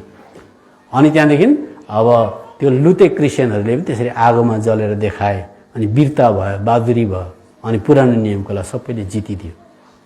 त्यसले त सिंहको अगाडि फोटो खिच्नुभन्दा सिंहले चाराचिरिप चबाउँदा पनि I love you Jesus, I love you Jesus भन्दै मर्नु चाहिँ ठुलो हिरो भयो त्यो चाहिँ। त्यसले गर्दा तपाईँ चाहिँ त्यस्तो खालको विश्वासी। अब अर्को कुरा हेरौँ। अब अलिक आँटा आयो होला तपाईँलाई। अर्को पालि तपाईँलाई आउँ कि नआउँ, बाइबल पढौँ कि नपढौँ हुँदाखेरि तपाईँले मैले भनेको कुरा याद आउँछ। लुत्ते भयो त के भयो, मलाई जिजस क्राइस्टले माया गरेको रहेछ भने तपाईँलाई अलिकति आँटा आउँछ। हो, त्यो अलिकति पम्प हाल्नुको लागि चाहिँ म आएको यता, हो नि। अब अर्को कुरा हेरौँ। अब हामी अहिले सबै सर्वमण्डली मिलेर प्रभु यीशु मसीहलाई धन्यवाद चढाउँछौँ। अब यो धन्यवाद चढाउने सम्बन्धमा दोहोऱ्याएर भन्छु म, परमेश्वरसँग रिलेट गर्ने कुरामा, रिलेट भनेको उहाँसँग जानुपर्दा, उहाँकोमा पुग्नुपर्दा चाहिँ उहाँलाई रिलेट गर्नुपर्दा, सम्बन्ध राख्नुपर्ने कुरामा चाहिँ 4वटा सिँढी हुन्छन्। 4वटा सिँढी भनेको चाहिँ 4 प्रकारले हामी सम्बन्ध राख्न सक्छौँ परमेश्वरसँग। पिता भनेर मेरो जेठा दाजुको कारणले गर्दा यीशुको नाउँमा भनेर हामी आउँछौँ। त्यो त पहिलो सम्बन्धलाई भन्छ प्रार्थना। सबजना भन्नुहोस् त, सजिलो बुझ्नुपर्छ कि बुझेपछि स्वतन्त्र हुन्छ। प्रार्थना भनेको फर्स्टमा प्रभुलाई ग्रहण गर्दा पनि प्रार्थनै गरेको। तपाईँ मेरो हृदयमा आउनुहोस्, म पापी हो, त्यसलाई पनि प्रार्थनै भन्छ। भोलिपल्ट साह्रो भोक लाग्यो, भात दिनुहोस्, त्यो पनि प्रार्थनै भयो, हो। गान्तोक जानु पर्यो, सहायता गरिदिनुहोस्, गाडी दिनुहोस्, प्रार्थना। यो प्रार्थना चाहिँ ग्रहण गरेको दिनदेखि लिएर गएर हामी नमरुन्जेलसम्म प्रार्थना भइबस्छ। अनि यो प्रार्थना चाहिँ कहिले रोकिन्छ भन्दा जुन दिन हामी मर्छौँ त्यहाँबाट उता प्रार्थना गर्नु पर्दैन। 1। अब यो प्रार्थना गरिसकेपछि परमेश्वरले अथवा प्रभु यीशु मसीहद्वारा कतिवटा कुरा ग्रान्ट हुन्छ, स्वीकार हुन्छ, कतिवटा कुरा ग्रान्ट हुँदैन। प्रार्थना हामी गर्ने काम हो। प्रार्थना गर्दा कतिवटा कुरा उहाँले दिनुहुन्छ, कतिवटा कुरा दिनुहुन्न। सुरुमा हामी नानी जस्तै केटाकेटी जस्तै हुन्छौँ, तर सधैँभरि केटाकेटी भएर बस्दैनौँ, बढ्छ केटाकेटी। सुरुमा हामीले परमेश्वरलाई जब केही कुरा माग्दाखेरि उहाँले दिनुभयो भने हामी धन्यवाद दिन्छौँ। दिनु भएन भने अलिक अनुहार आउँछौँ, के भयो होला, किन दिनु भएन होला, खोइ कतै पापै भयो कि अथवा के मिस्टेक भयो होला, बडालाई गएर भन्नुपर्छ, अब बडालाई प्रार्थना गरी माग्नुपर्छ भनेर बडा खोज्न थाल्छौँ हामी।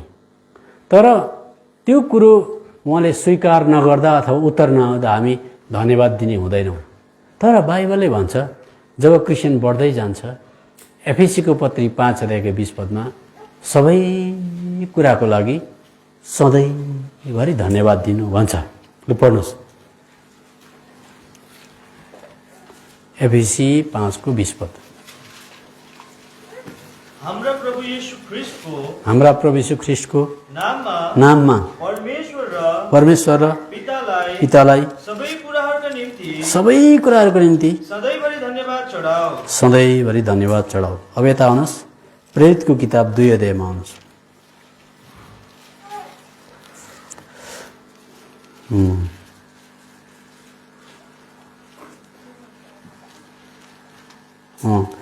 तीन अध्यायको एकछिन ल 2 अध्यायको 23 पद पढिदिनुहोस् न। उहाँलाई नै जो परमेश्वरको ठहराइएको योजना र पूर्व ज्ञान अनुसार सुम्पिनु भएको थियो, तपाईहरूले लानुभयो, अधर्मी हातहरूद्वारा क्रुसमा टाङ्गिनुभयो र मार्नुभयो। अब हेर्नुहोस् ल, परमेश्वरले प्रभु यीशु मसीह जेठा दाजुलाई पठाउनु भयो। जेठा दाजुलाई चाहिँ क्याप्टन भन्छ हिब्रूको किताबमा। क्याप्टन भनेको कप्तान, कप्तान भनेको चाहिँ पछाडि बस्दैन, कप्तान अगाडि अगाडि जान्छ। जेठा दाजु प्रभु यीशु मसीह आउनुभयो यो पृथ्वी तलमा तपाईँ र मलाई बाटो देखाउन। अनि त्यो जेठा दाजुलाई पठाउँदाखेरि अथवा प्रभु यीशु मसीहलाई पठाउँदा जो मुक्तिको कर्ता क्याप्टन हुनुहुन्छ, त्यो पठाउनुभन्दा अगाडि जगतको उत्पत्तिभन्दा अगाडि सबै योजना फिक्स भइसक्यो। योजना भनेको प्लान, प्लान भनेको प्रोग्राम, सबै कुरा फिक्स भइसक्यो। अब सुन्नुहोस्, प्रभु यीशु मसीह कहाँ जन्मिनु त्यो पनि फिक्स, अनि कहाँनिर सुताउने त्यो पनि फिक्स। त्यहाँदेखि ठिक्कै बेथलेममा पुग्दाखेरि होटल नहुनु, गाईको गोठमा सुत्नु त्यो पनि फिक्स। त्यहाँदेखि जन्मिनुभन्दा अगाडि शत्रुले खेद्न आँटेको कुरा पनि फिक्स। त्यहाँबाट हुर्किँदै बढ्दै गइसकेपछि फेरि फर्केर नासरतमा आउनु त्यो पनि फिक्स। त्यहाँदेखि कुन चाहिँ मान्छेले काँडाको मुकुट लाउनु त्यो पनि जगतको उत्पत्तिभन्दा अगाडि हर्के थियो कि बिर्खे थियो कि अथवा बिर्खेको बुढी ककलले माला गुँथेको त्यो पनि फिक्स। त्यो कुन चाहिँ मान्छेले थुक्नेवाला थियो त्यो पनि फिक्स। कुन चाहिँ मान्छेले भाला उद्याउनेवाला थियो त्यो पनि फिक्स। कसले उहाँको लुगा च्यात्नेवाला थियो त्यो पनि फिक्स। अनि कसले चाहिँ त्यो ठुलो मुढाको क्रुस बनाउनेवाला थियो, त्यो सबै कुरा फिक्स भएको थियो। त्यसलाई भन्छ पूर्व योजना, पूर्व ज्ञान भन्छ, परमेश्वरले ठहराएको। कुन चाहिँ मान्छेले पक्राइदिनेवाला थियो त्यो पनि फिक्स। कस्तो प्रकारले टर्चर गर्छ, त्यो तितो पानी कसरी ल्याउँछ, भिनेगर कसरी दिन्छ, कसरी भाला खोज्छ, कुनै पनि कुरा को इन्सिडेन्ट हुँदैन। को इन्सिडेन्ट भनेको अकस्मात हुँदैन। त्यसलाई भन्छ मुक्तिको योजना। अब त्यही योजना त्यस्तै प्रकारको चाहिँ प्रत्येक तपाईँ र मेरो पक्षमा पनि जगतको उत्पत्तिभन्दा अगाडि एफएसी 2:10 अनुसार फिक्स भएको हुन्छ। जगतको उत्पत्तिभन्दा अगाडि फिक्स भएको हुन्छ। एफएसी 2:10 पढ्नुहोस्। किनकि हामी असल कामहरूका निम्ति ख्रीष्ट येशूमा सृजना गरिएका उहाँका हातका कारिगरी हौ, जुन कामहरूमा हामीले हिँड्नुपर्छ भनेर परमेश्वरले अघिबाटै तिनलाई तयार पार्नु भएको छ। देख्नुभयो, बुढी अम्लाको नङ उक्किएको, मोबाइल हराएको, चार्जर मिसप्लेस भएको, दुध उम्लेर घोप्टेको, बाख्रा खोरबाट उम्किएको, कुखुरा झोक्सीभित्र पसेको, स्यालले खाएको, बुढा अतालिएको, अतालिँदाखेरि फुल कुल्चेको सबै कुरा लेखेको हुन्छ। कुनै पनि कुरा को इन्सिडेन्स हुँदैन। त्यति जान्ने विश्वासीले चाहिँ यति मुखले मात्रै भनेर हुँदैन। एउटा कपाल पनि उहाँको इच्छा बिना झर्दैन भनेपछि अब अघि म यहाँ ब्रदरको घरमा सुतेँ, त्यहाँ सिरानीमा कपाल झऱ्यो। मलाई त के अब झरिसक्यो कपालको के मतलब, यस्तो त भइसक्यो।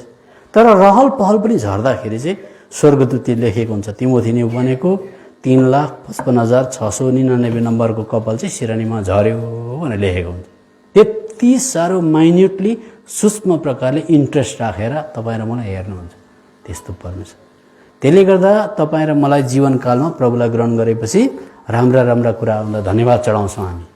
तर जब नराम्रो घटनाहरू घट्छ, शैतानले हामीलाई धेरै प्रकारको भाँजो ल्याउँछ, हामी लड्छौँ, गिर्छौँ, धेरैवटा कुरा पाउँदैनौँ, त्यति बेला पनि जेठा दाजु हिँडेको बाटोमा, मुक्तिको क्याप्टन हिँडेको बाटोमा चाहिँ धन्यवाद प्रभु मलाई खेदो गर्ने मान्छेहरूको लागि, धन्यवाद प्रभु आज बिहान दुध घोप्टेको लागि, धन्यवाद प्रभु अत्तालिएर गमला कुच्याइ पठाएँ, अब त्यस्तै भएको मलाई माफ गरिदिनुहोस्, धन्यवाद, धन्यवाद प्रभु चार्जर कहाँ गयो भनेर प्रत्येक कुरा, धन्यवाद प्रभु आज सिलिन्डर आएन, धन्यवाद प्रभु आज हाम्रो छोरा फेल भएछ, छोरा फेल हुँदा पनि धन्यवाद।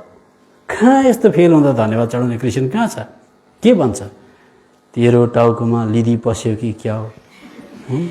तै मात्रै गोबर गणेश रहेछस्, अरूका छोराहरू इन्जिनियर हुने भए, सन्डे स्कुल नगएर भएको होला यस्तो अभाव भयो। तथा नाम त्यसले टिका मात्रै लाउँदैन, सबै कुरा भन्छ। त्यस्तो भन्नु हुँदैन। प्रयास गरी छोरा फेल भइस् त के भयो, धन्यवाद। डक्टर भइनस् भने पनि मेकानिक त हुन्छस्, किन डक्टरै मात्रै संसारमा भयो भने गाडी बिग्रियो भने कसले बनाउने? लु भन्नुहोस्। परमेश्वरको यो विश्वलाई हेर्नुहोस् त, सबैजना काशी गए, सबै कुकुर काशी गए, गु कसले खाने भन्छ नि? सबै कुकुरले भने अरे अब चाहिँ यस्तो घैमल जिन्दगी बिताइँदैन क्या, तल्लो घर र माथिल्लो घर ढुङ्गा खाँदै गु खाँदै हिँड्ने हो हामी काशी जाने भने अरे। काशी भनेको त तल हरिद्वारपट्टि, त्यहाँ गएर हामी गेरुवा वस्त्र लाउने, एउटाले भने अरे सबै कुकुर काशी गए, गु कसले खाने भने अरे। त्यस्तै प्रकारले सबैजना डाक्टर भयो भनेदेखि चाहिँ सिलिन्डर कसले बोक्ने, दाउरा कसले चिर्ने? त्यही त यो फेल हुनुमा पनि योजना छ। हो कोसिस गरे होला, कतिचोटि कोसिस पनि गरेन होला, फेल भयो, तर त्यसमा पनि धन्यवाद चढायो भने चाहिँ योजना छ। त्यही त हामीले कहिल्यै पनि कुनै परिस्थितिमा गाडीको टायर पम्चर हुँदा पनि धन्यवाद, गाडी आएन भने पनि धन्यवाद, गाडीले उठाइदिएन भने धन्यवाद, सब्जीमा नुन चर्को भयो भने धन्यवाद, कोही बेला बाछाले दुध खायो भने धन्यवाद, कोही बेला दुध दुँदै गर्दाखेरि गाईले लात्तल दिएर तर गोबरमा पठाइदियो भने धन्यवाद दियो भने चाहिँ के हुन्छ भन्दा चाहिँ परमेश्वरले भन्नुहुन्छ मेरो छोरा जिजस क्राइस्ट जस्तै भयो। यो चाहिँ दाग पनि छैन, चाउरी पनि छैन। अनि शैतानले तपाईँ र मलाई दाग लगाउन खोज्छ। के भनेर दाग लगाउन खोज्छ भने चाहिँ उसको चाहिँ एउटा ब्रस हुन्छ, ब्रस। त्यो ब्रसको नाम नै गनगन हो। के हो भन्नुहोस् न सबजनाले? त्यो ब्रस लिएर आउँछ अनि गनगनको रङ लगाइदिउँ भनेको त गनगनै गर्दैन, सबै कुरामा धन्यवाद चढाउँछ। त्यसले गर्दा गनगनै गरेन र सबै कुरामा धन्यवाद चढायो भने चाहिँ दाग रहितको हुन्छ। शैतानले कालो रङै लाउन पाउँदैन भन्छ। फिलिपीको किताब 2 अध्यायमा आउनुहोस्। फिलिपीको किताब 2 अध्यायमा अब म एउटा कुरा बताउँछु। मोबाइलको चार्ज मिसप्लेस भएछ। तपाईँको स्यामसङको मोबाइल चाहिँ बुढीले उसको पनि मोबाइल हराएर चार्ज गरेर कहाँ राखिदियो। तपाईँको हिँड्ने बेला भयो, तपाईँले चाहिँ मोबाइलको चार्जर हरायो भनेर बुरुक सिलिङ छुने गरी उफ्रियो अरे।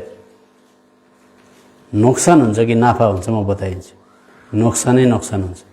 प्रेसर पनि बढ्छ बढ्दैन?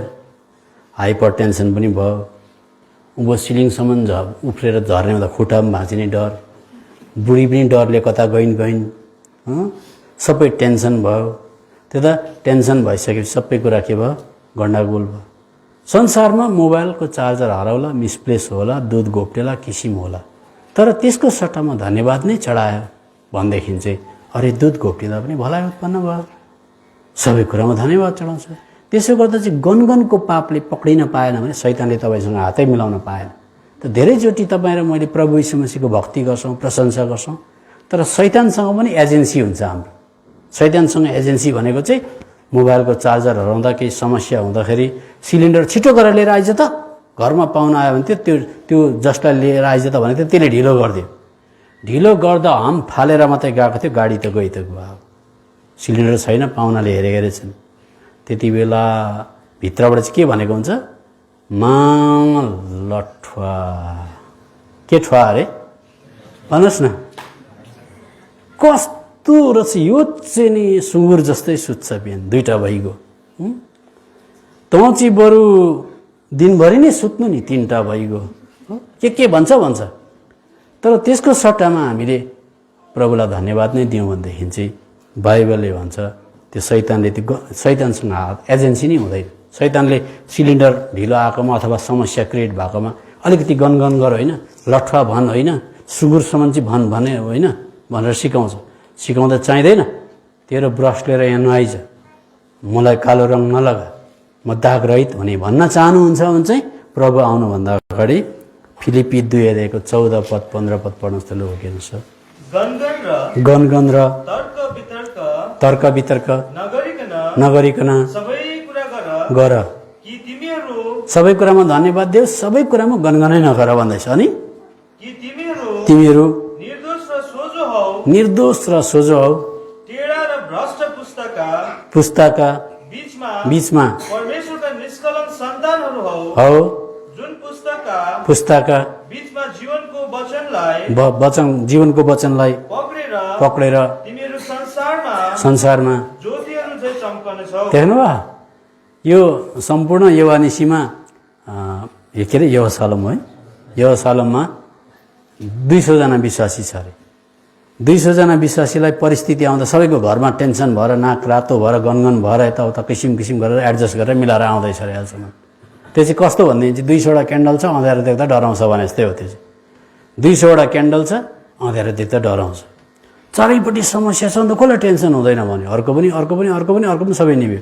तर एउटा क्यान्डल आयो अरे, जस्तै अँध्यारो होस् न बलेर देखाइदिन्छु भन्छ अरे। क्यान्डलले कहिले पनि सम्पूर्ण यो साउथ सिक्किम र वेस्ट सिक्किममा अँध्यारो रहेछ, यहाँ त म एकजना बलेर के गर्नु भन्छ, सल्काउनुहोस् त यत्रो माचिसको काँटी जस्तो क्यान्डल छ भने पनि झिलिली उसको एरियामा चाहिँ कमसेकम बलेर देखाइदिन्छ। त्यस्तै प्रकारले बिना गनगन गर्ने एउटा विश्वासी छ र सबै कुरामा धन्यवाद चढाउने छ भने चाहिँ चारैपट्टि अँध्यारो भएको जग्गामा निष्कलङ्क निर्दोष उज्यालो बत्ती जस्तो बल्छ। त्यसलाई चाहिँ प्रभुले हेर्नुहुन्छ। प्रभुलाई त्यो के भन्छ सङ्ख्यासँग केही मतलब छैन। त्यसले गर्दा यहाँदेखि उता भरेदेखि उता बाख्रा उम्किँदा पनि धन्यवाद। कुखुराको भाले स्यालले लाँदाखेरि चोटले भुतभुताएर चाहिँ माइक्रोफोन लगाएर चाहिँ स्याललाई भाषण दियो भने स्यालले फर्काउँछ भाले? भन्नुहोस् त। सुन सुन सुन तेरो चाहिँ म भनेर चाहिँ किसिम किसिम भन्यो भने भाले फर्काउँछ? भन्नुहोस् न। टेन्सन मात्रै हुन्छ भन्दैछु त म। त्यसको बेशक स्याल बनाउने तपाईँ हो। स्याललाई कति भोकले हुरुरु भयो होला, त्यो तपाईँले पेट बनाएको। त्यो कुखुरा पनि ठिक टाइममा उम्किनु पर्ने, कपाल झर्नुपर्ने यो कुरा म जान्दछु। त्यो त परमेश्वर धन्यवाद भने शैतानले हातै मिलाउन पाएन। कुखुरा त हरायो, नोक्सान भयो। मोबाइलको चार्जर छोडिएर दिनभरि फोन गर्न पाइएन, समस्या भयो। सिलिन्डर ढिलो उठ्दाखेरि सिलिन्डर नआउँदा पाहुनाले हेरेकै गरे। तर त्यसमा पनि धन्यवाद चढायो भनेदेखि चाहिँ आज के भयो, सधैँभरि धन्यवाद चढाउने पहिला सिँढी भयो। पहिला प्रार्थना, त्यसको बादमा धन्यवाद। हुँदा पनि धन्यवाद, नहुँदा पनि धन्यवाद। यस्तो चाहिँ बिरलै भेटिन्छ। त्यहाँदेखि तेस्रो चाहिँ प्रशंसा। प्रशंसा भनेको चाहिँ तपाईँ परमेश्वरको परिचय पाउनुभयो अनि परमेश्वरलाई तपाईँले विभिन्न दृष्टिकोणबाट एङ्गलबाट हेर्नुहुन्छ। कस्तो तुलना गर्ने योग्यकै छैन। यति महान परमेश्वर। विश्व हेर्नुहुन्छ, फुल हेर्नुहुन्छ, चराचुरुङ्गी हेर्नुहुन्छ, पशुप्राणी हेर्नुहुन्छ, हरेक कुरा हेर्दा उहाँको क्रियाकलाप देख्नुहुन्छ। अनि तपाईँलाई प्रशंसाले भरिएर आयो, गीत गाउँ लाग्यो। अनि प्रार्थनामा तपाईँले तपाईँ जस्तो महान भन्नुहुँदैछ भने तपाईँले हलुङ्गेको थाल थापेको हुँदैन थियो। तपाईँ जस्तो महान परमेश्वर वाह हलुङ्गेको थाल थापेको हुन्छ, मागेको हुँदैन त्यति बेला। त्यसलाई भन्छ प्रशंसा। भन्नुहोस् त। प्रार्थनामा चाहिँ थाल थापेको हुन्छ मान्छेले। बुढीलाई यस्तो गरिदिनुहोस्, बुढालाई यस्तो गरिदिनुहोस्, ग्यान्टोक जाने यो दिनुहोस् त्यो दिनुहोस्, हलुङ्गे माग्ने जस्तै हो प्रार्थना भनेको। तर प्रशंसामा चाहिँ मागेको हुँदैन। प्रशंसामा चाहिँ वारे वाह तपाईँ कस्तो भनेको। तेस्रो सिँढी भयो। कतिवटा भयो? प्रार्थना भन्नुहोस्, धन्यवाद, प्रशंसा। गाउन जान्नेले त झन् साह्रो। म चाहिँ मेरो दामी स्वर भए मलाई चाहिँ के मनपर्छ, एक्लै बस्यो गिटार समायो, अब मेरो मनको कल्पना। तर यहाँ नबजाए तापनि म पारी चाहिँ बजाइदिन्छु। म यति चाहिँ मेरो विचार छ। तपाईँहरूभन्दा दामी बजाइदिन्छु पारीपट्टि। पारी भनेको चाहिँ डाँडा पारी होइन, उहाँ पुगेर चाहिँ हो। यहाँ चाहिँ मेरो टाउकोमा कपाल छैन, तर त्यहाँ चाहिँ म दामी कपाल कोरेर हिँड्छु एक दिन हो।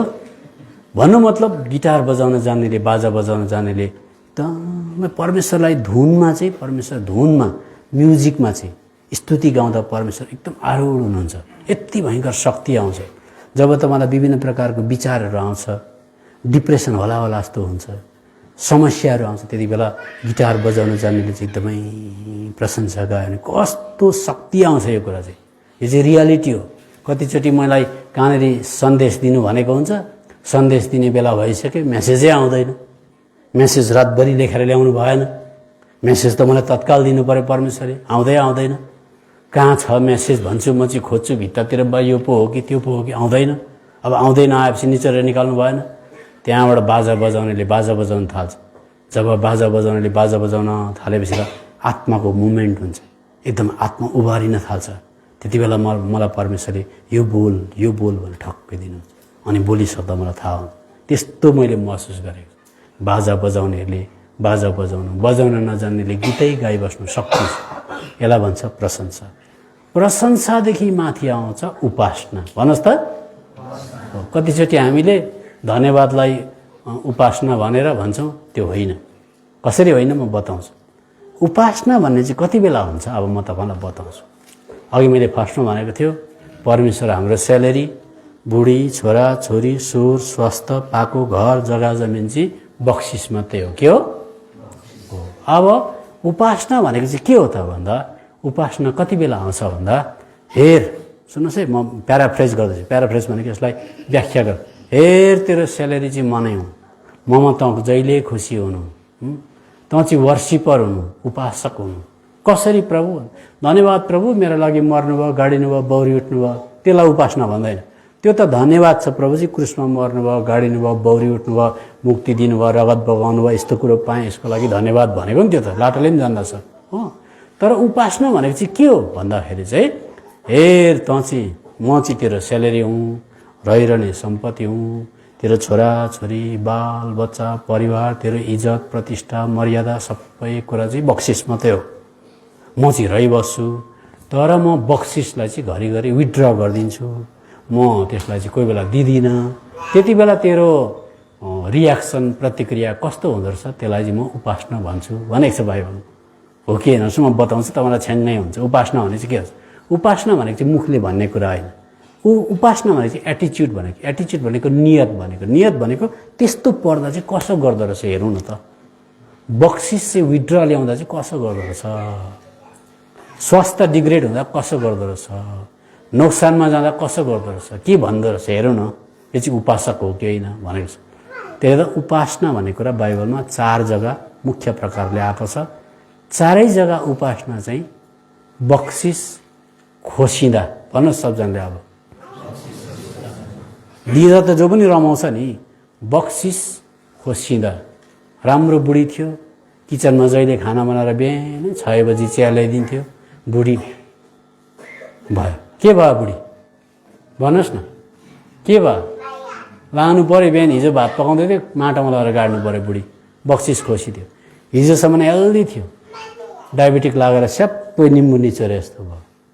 लग्यो कि लगेन हेल्थ? भन्नुहोस् न। हो, अब त्यस्तै 1-2 कुरा बताउँछु। बक्सिस खोसिँदा, भन्नुहोस् फेरि। त्यति बेला तपाईँ र मेरो नियत कस्तो हुन्छ त्यसलाई वर्सिप भन्छ। अब हो के हेर्नुहोस्, बाइबलबाटै बताउँछ अनि पत्याउनुहुन्छ, त्यसलाई चाहिँ उपासना भन्छ। त्योदेखि बाहेक कुनै कुरालाई उपासना भन्नुभयो भने चाहिँ तपाईँले साइकललाई कार भने जस्तै हो। साइकललाई कार भन्यो भने कसले पत्याउँछ? जसले कार देखेकै छैन त्यसले पत्याउँछ। तपाईँ घनघोर जङ्गलमा जानुभयो अनि साइकल पुर्याइदिनु भयो, अनि सुन यहाँ आइज, यसलाई चाहिँ साइकल भन्छ भन्दाखेरि फर्स्ट टाइम साइकल भेटाएको अब उनीहरूले त्यहाँबाट दुःख गरेर कुदाउँदाखेरि अर्को मान्छेले गएर लठवा यो चाहिँ साइकल होइन, एकले चाहिँ कार होइन, यो चाहिँ साइकल हो, त्यसलाई कुट्न पनि बेर लाउँदैन। तँ भन्छस् हामीलाई फर्स्ट टाइम ल्याउनेले हामीलाई के भन्छ यसैलाई कार भन्नु भनेको छ भने कुर्छ कुर्दैन? त्यही कुरो रटाइदिएको छ। अनि कतिचोटि हामी धन्यवादलाई उपासना भन्दै गरेको हुन्छौँ। होइन, बाइबलले बताउँछ उपासना भनेको बक्सिस खोसिँदा कस्तो रियाक्सन हुन्छ। अब्रामलाई परमेश्वरले आइज्याक चाहिँ बक्सिस दिएको थियो कि थिएन? अब्राम आउँदाखेरि छेउमा जन्मिँदाखेरि आइज्याक पनि सानो लिएर आएको थियो। भन्नुहोस् न, जन्मिँदाखेरि त्यही आएको हो कि होइन अब्राम? तर अब्राम पृथ्वी तलमा बस्दै जाँदा परमेश्वरले बक्सिस थपिँदै जानुभयो। बक्सिस थपिँदाखेरि इजाक पनि दिनुभयो। एक दिन प्रभुले भन्नुभयो, हन तँ त याकुब जस्तो के भन्छ तैँले इजाकलाई त यस्तो पक्रिँदो रहेछस्, मर्दाखेरि त हात खुला हुनुपर्छ, मलाई पो च्याप्पै पक्रिनु पर्ने त तैँले भन्न खोजेको। अनि तैँले माया गरेको इजाकलाई म बक्सिस खोसिदिउँ भन्दाखेरि अब्रामले के भन्यो? हुन्छ लानुहोस्, म उपासना गर्छु भने भनेन हो। त्यसलाई वर्सिप भन्छ। ल आउनुहोस् त उत्पत्तिको किताब 22 अध्यायमा 22 अध्यायको 5 पद पढ्नुहोस्। अनि हामी चाहिँ कति वर्षदेखि साइकललाई कार भनेर भनेन भने कुट्टा जस्तो पनि गर्छ कतिजनाले हो। उत्पत्ति 22 अध्यायको 5 पद पढ्नुहोस् न। अनि अब्रामले पहिला 2 पद पढ्नुहोस् न। अनि उहाँले भन्नुभयो तिम्रो छोरा तिम्रो एकमात्र छोरा इसाकलाई ल्याऊ जसलाई तिमी प्रेम गर्छौ र मोरिया देशमा जाऊ अनि त्यहाँ ती पहाडहरूमध्ये एउटामा जो म तिमीलाई बताउने छु उसलाई होम बलिको रूपमा चढाऊ। होम बलि भनेको एउटै नराख्नु, फुस्सै डढाइदिनु। 5 पद पढ्नुहोस्। अब त्यसलाई अब्रामले वर्शिप भन्छ। लु पढ्नुहोस्। अनि अब्रामले आफ्ना जवानहरूलाई भने तिमीहरू यही गधासँगै बस अनि म र यो केटो चाहिँ अलिक पर जान्छौ र उपासना गर्नेछौ अनि तिमीहरू कहाँ फर्केर आउनेछौ। त्यो इजाक एउटै छोरो 25 वर्षको छोरा अब डढाउनु पर्ने भयो। परमेश्वरले त टेस्ट गरेको मात्रै हो। तर अब इजाकलाई दिनु पर्यो भने त घर रित्तो हुन्छ, सुनसान हुन्छ। त्यति बेलाको प्रतिक्रिया कस्तो हुन्छ? मैले यसलाई प्याराफ्रेज गरेर भन्नु पर्यो भने चाहिँ बक्सिस कम्पनीले दिन पनि सक्छ, विथड्र गर्न सक्छ, स्यालेरी छँदैछ भनेको। इजाकमा आउँदाखेरि लिएर आएको थिइनँ, बुढी लिएर आएको थिइनँ, सारा लिएर आएको थिइनँ। एक दिन छोडेर जाने हो घर जग्गा जमिन, मेरो स्यालेरी परमेश्वर हुनुहुन्छ भनेको। त्यसले गर्दा तपाईँलाई जस्तो इच्छा लाग्छ त्यस्तै व्यवहार गर्नुहोस्, म तपाईँ अगाडि झुकेर दण्डवत गर्छु भनेको। त्यसलाई भन्छ वर्शिप, त्यसलाई भन्छ एटिच्युड, त्यसलाई भन्छ नियत। अब अर्को कुरा दोस्रो सामुएलको किताबमा आउनुहोस्। कति बेला आएको रहेछ वर्शिप भन्ने कुरा हो। दोस्रो सामुएलको किताब 12 अध्याय।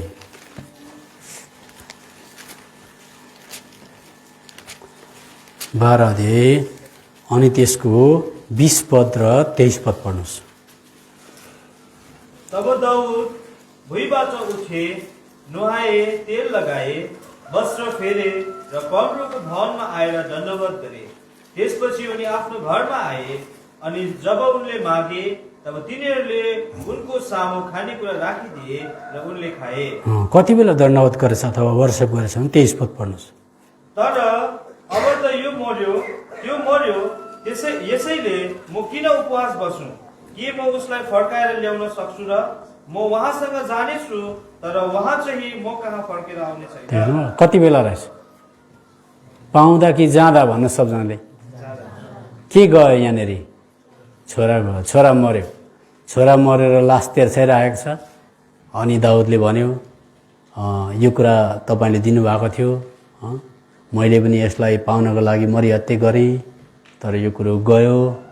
त्यसले गर्दा यो कुरा गएकोमा, यो बक्सिस थियो, विथड्र भयो, गएकोमा म तपाईँलाई दण्डवत गर्छु, तपाईँको अगाडि झुक्छु भने 2 खेप भयो। 16 अध्यायमा आउनुहोस्। 15 अध्यायमा आउनुहोस्। 15 अध्यायको 30 पद पढ्नुहोस्। अनि दाउद जैतुन डाँडाको उकालो चढे, रुँदै चढिरहे अनि उनले आफ्नो शिर ढाकेका थिए अनि उनी नाङ्गो खुट्टाए हिँड्दै थिए अनि उनीसित भएका सबै मानिसहरूले आफ्ना शिरहरू ढाकेका थिए र तिनीहरू रुँदै चढिरहे। अब एकैताल 32 पद पढ्नुहोस्। अनि यस्तो भयो जब दाउद त्यस डाँडाको टाकुरामा पुगे जहाँ उनले परमेश्वरलाई दण्डवत गरे। बस हेर्नुहोस् त कति बेला गर्यो। यता हेर्नुहोस्, दाउदको के खोसिएको थियो। दाउद जन्मेर आउँदाखेरि सिंहासन लिएर आएको थिएन, जनाथन पनि लिएर आएको थिएन। दाउद जन्मेर आउँदा राजकीय पोसाक पनि लिएर आएको थिएन, टोपी पनि लिएर आएको थिएन, जुत्ता पनि थिएन। तर दाउद बाँचुन्जेल परमेश्वरले उसलाई बक्सिस दिएको थियो। बुढी, सिंहासन, दाउद, जोनाथन, धेरै दाउदका धेरै सम्पत्तिहरू, भारादारहरू थिए। तर एउटा यस्तो सिचुएसन आयो, खुट्टामा जुत्ता पनि छैन, टाउकोमा टोपी पनि छैन, बस्ने घर पनि छैन। आफ्नै छोरा जोनाथनले मार्न बल गर्दैछ, जङ्गलमा एक्लै हिँड्दैछ, कुनै सम्मान छैन, इज्जत छैन। अनि यति बेला सबै कुरा खोसियो।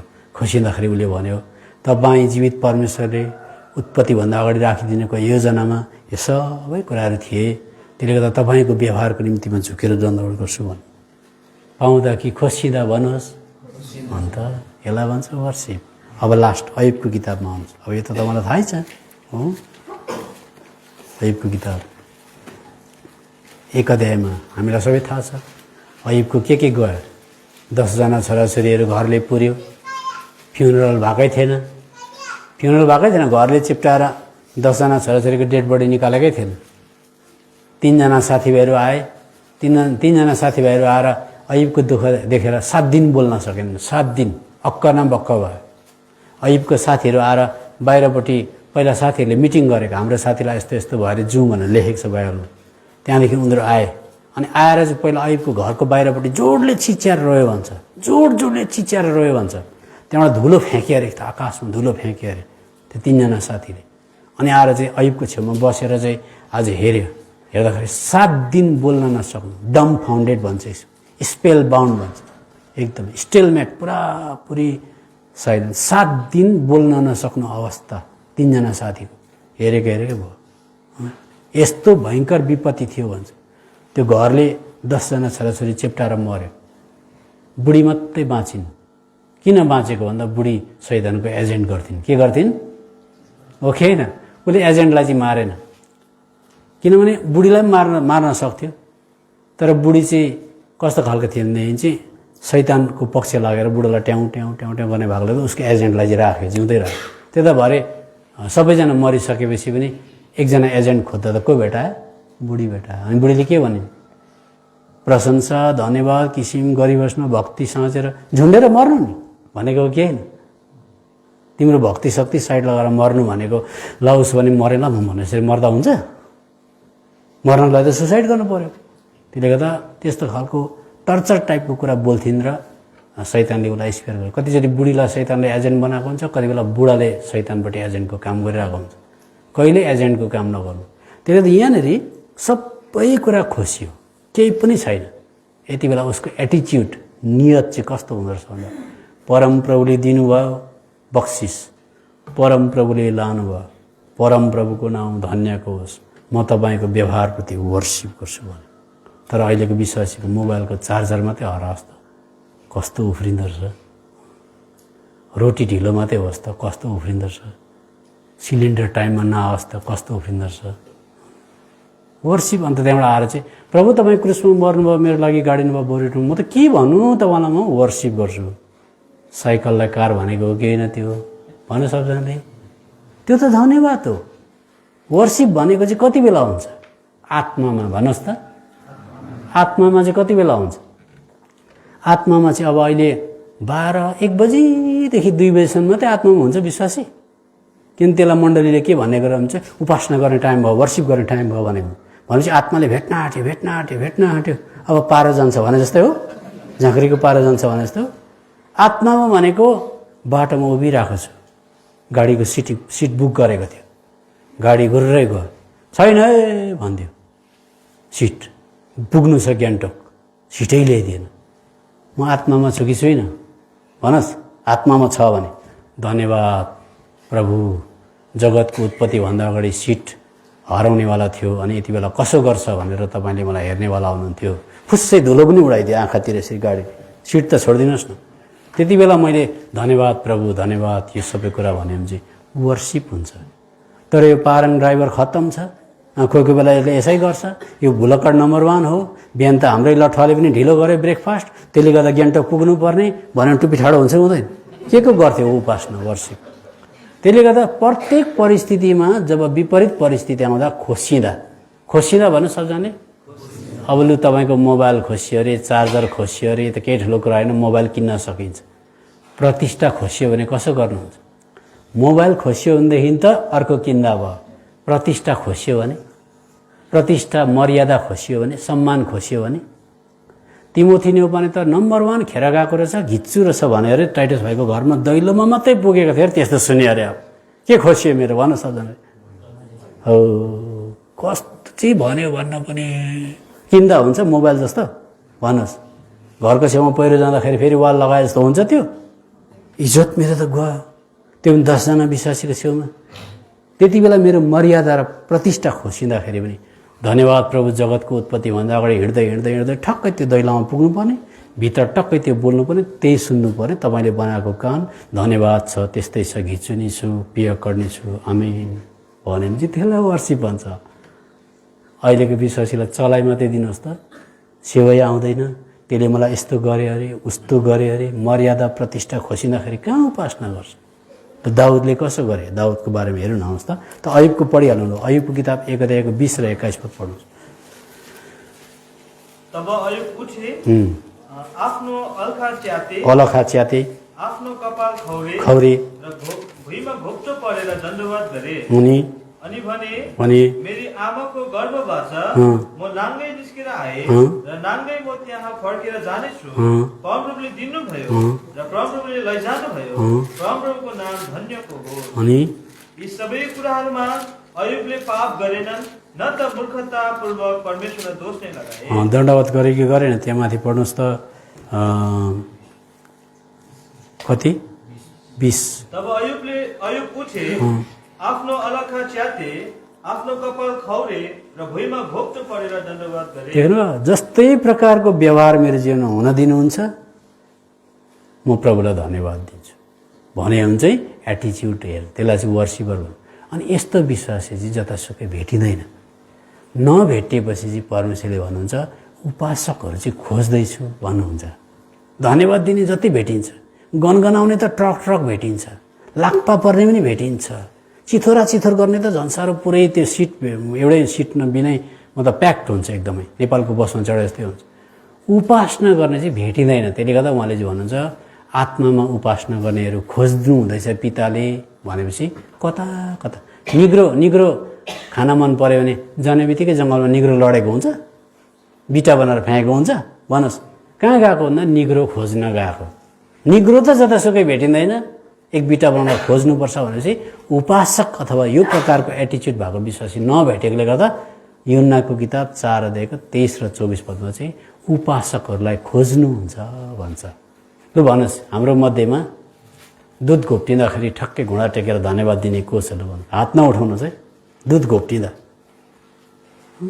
जन्नै पहिलाको पाँडे गाली गर्ला जस्तो हुन्छ कतिजनाले पहिला दुध घोप्टिँदा के भन्थ्यो हाम्रो क्षेत्री बाहुनकोमा अलक्षिण भन्थ्यो यो त दुध घोप्टेको चाहिँ राम्रो होइन है राम्रो होइन भन्थ्यो हो एकदम अलक्षिण भाँडा बजाएकोलाई के भन्थ्यो पहिला दिदीबहिनीले भन्नुहोस् भाँडा दिदीबहिनी ट्याङ ट्याङ ट्याङ ट्याङ ट्याङ बनाएर के भन्छ 28 लक्षिणको मात्रै रहेछ अरे त्यो केटी कति लक्षिण जम्मा कति हुनु पर्थ्यो 32 29 30 31 4 माइनस भयो अनि त्यो बरीलाई ठेलेर निकाल्छ त घरबाट पत्रु भाँडा बच्छ नि त अन्त धुँदाखेरि बच्दैन त भन्नुहोस् भाँडा बोकेर त स्वर्ग जाने होइन जति नै कोसिस गर्दा पनि ठ्याङठ्याङ र ठुङ्ठुङ बच्छ कोही बेला हातबाट जिप्टेर झर्छ बिचरा त्यो बुहारीलाई त्यसो भन्नु हो त्यसले गर्दाखेरि त्यो भाँडा बजाउने बुहारीलाई छोरीलाई अलक्षिणकी रहेछिन् भनेर भनिहाल्छ मान्छे त्यसले गर्दा अहिले मैले के बताउँदै थिएँ भने के पो बताउँदै थिएँ बिर्सिहाल्नु उपासनाकै कुरा चल्दैछ एनिवे अब म सक्दैछु त्यसले गर्दा हामीले जस्तै परिस्थितिमा पनि धन्यवाद चढाउने खालको छ भने चाहिँ यूहन्नाको किताब 4 अध्यायको 23 र 24 पद लु पढ्नुहोस् तर त्यो समय आउँछ र अहिले नै हो जुन घडी साँचो उपासकहरूले पिताको उपासना आत्मा र सत्यतामा गर्नेछन् किनकि उहाँको उपासना गर्नलाई पिताले यस्तैहरूलाई खोज्नुहुन्छ भेट्नु भएको छ अथवा प्रशस्त पाइन्छ भनेको भए त कुरा बुझिन्थ्यो छँदैछ नि यो सलाममा भनेको भए पनि लेखेको भए पनि भक्कु भन्दा मिल्थ्यो खोज्नु पर्यो त्यसले गर्दा अब मैले क्वेसन गर्दै थिएँ दुध घोप्टिँदाखेरि चाहिँ घुँडा टेकेर चाहिँ धन्यवाद चढाउने बुढी कहीँ छ भने फोटो खिचेर म कसै दिदीबहिनीको लगेर देखाउँछु त यहाँ हारे नि हो यो सलाममा फलनाको स्वास्नी अरे दुध घोप्टिँदा चाहिँ थपक्क नै घुँडा टेकेर चाहिँ धन्यवाद चढाइहाल्छिन् अरे र यो चाहिँ मैले देखाउन ल्याएको मर्दा पाइँदैन त्यस्तो खालको त्यसले गर्दा खोज्नु परेको यो धन्यवाद दिने त अब कति हो कति अहिले एकछिन पछाडि हेर्नुहोस् न भजनको किताब 7 अध्यायमा त्यसले गर्दा प्रतिष्ठा खोसियो भने चाहिँ मेरो इज्जत खोसियो भने कस्तो व्यवहार गर्नुपर्छ लेस भजनको किताब 7 अध्यायको 5 पद पढ्नुहोस् त शत्रुले मेरो प्राणको खेदो गरोस् र यसलाई पक्रोस् त्यसले मेरो ज्यानलाई भुइँमा कुल्ची मिल्ची पारोस् अनि र मेरो इज्जत धुलोमा मिलाओस् हेर्नु मैले चाहिँ मलाई नराम्रो गर्नेलाई मैले चाहिँ नराम्रै व्यवहार गर्दैछु, प्रार्थना गरेको छुइनँ भने चाहिँ शत्रुले मलाई के गरोस् अरे, खेद्दै खेद्दै खेद्दै खेद्दै गरेर धुइँमा पछारोस् अरे। बुढी छोराछोरीले हेरिरहेछ, बुढोलाई पछार्यो, धुलै धुलो बनायो, त्यहाँदेखि चाहिँ लात्तै लातल दिएर कुटोस् भन्दैछ, बेइज्जत गरेर भुइँमा मेरो इज्जत जाओस् भन्दैछ। इज्जत माग्यो कि इज्जत जाओस् भन्दैछ, लु भन्नुहोस्। अरे पवित्र आत्मा हृदयभित्र नबस्ने दाउदले त त्यसो भन्दैछ। अहिलेको विश्वासीले भन्न सक्नुपर्छ, मलाई जोसुकैले बदनाम गर्दा पनि हुन्छ, मलाई जोसुकैले जेसुकै भन्दा पनि हुन्छ, घिचुवा भन्दा पनि हुन्छ, अल्छे भन्दा पनि हुन्छ, सुँगुर भन्दा पनि हुन्छ, जेसुकै भन्न। किनभने प्रत्येकको मुखमा त कहाँ गोड्रेज ताला लाउँदै हिँड्न सकिन्छ त हामी? भन्नुहोस् त लु, संसारमा 100 जना मान्छे बोल्यो भने 100 जनालाई ताला किन्नु पऱ्यो भने कहाँबाट ल्याउने त्यत्रो पैसा? बोल्न पाउँछ नि, उसको आफ्नो आफ्नो इच्छा हो। त्यो त जेसुकै भन्नुहोस्, मेरो इज्जत चाहिँ बरु धुलोमा मेटियोस्। त्यो त हाम्रो मर्यादा र प्रतिष्ठा खोसिँदाखेरि पनि धन्यवाद प्रभु, धन्यवाद भने चाहिँ त्यसलाई विश्वासी भन्छ। त्यो चाहिँ कस्तो पास हो आत्मामा भनेको। त्यसले गर्दा आत्मामा भनेको चाहिँ अब 1 बजीदेखि 2 बजीसम्म हुँदैन। आत्मामा भनेको चाहिँ जहीँ पनि बजारमा जाँदा, सागसब्जी किन्दा, बाटोमा हिँड्दा, दुध घोप्टिँदा, बाथरुममा काम गर्दा, भाँडा धुँदा, लुगा धुँदा, समस्या पर्दा आत्मामा जति बेला हिँड भन्छ। ल अब मैले यतिमै राख्छु। 2 बजी सेवा, वचनको सेवा सक्नुपर्छ, मेजको सेवा हुनुपर्छ। अब तपाईँले बुझ्नुभयो प्रार्थना भनेको के रहेछ, धन्यवाद भनेको के रहेछ, प्रशंसा भनेको के रहेछ, अनि उपासना भनेको के रहेछ, हो यति बुझ्नुभयो।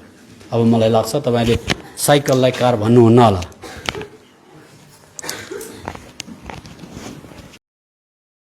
जय मसीह सबैजनालाई। हाम्रो युट्युब च्यानल कफरनहुम विथ एल्सादाईलाई तपाईँहरू सबैजनाले माया गरिदिनुहोस्, प्रार्थना गरिदिनुहोस् अनि सब्सक्राइब गरिदिनुहोस्। धन्यवाद।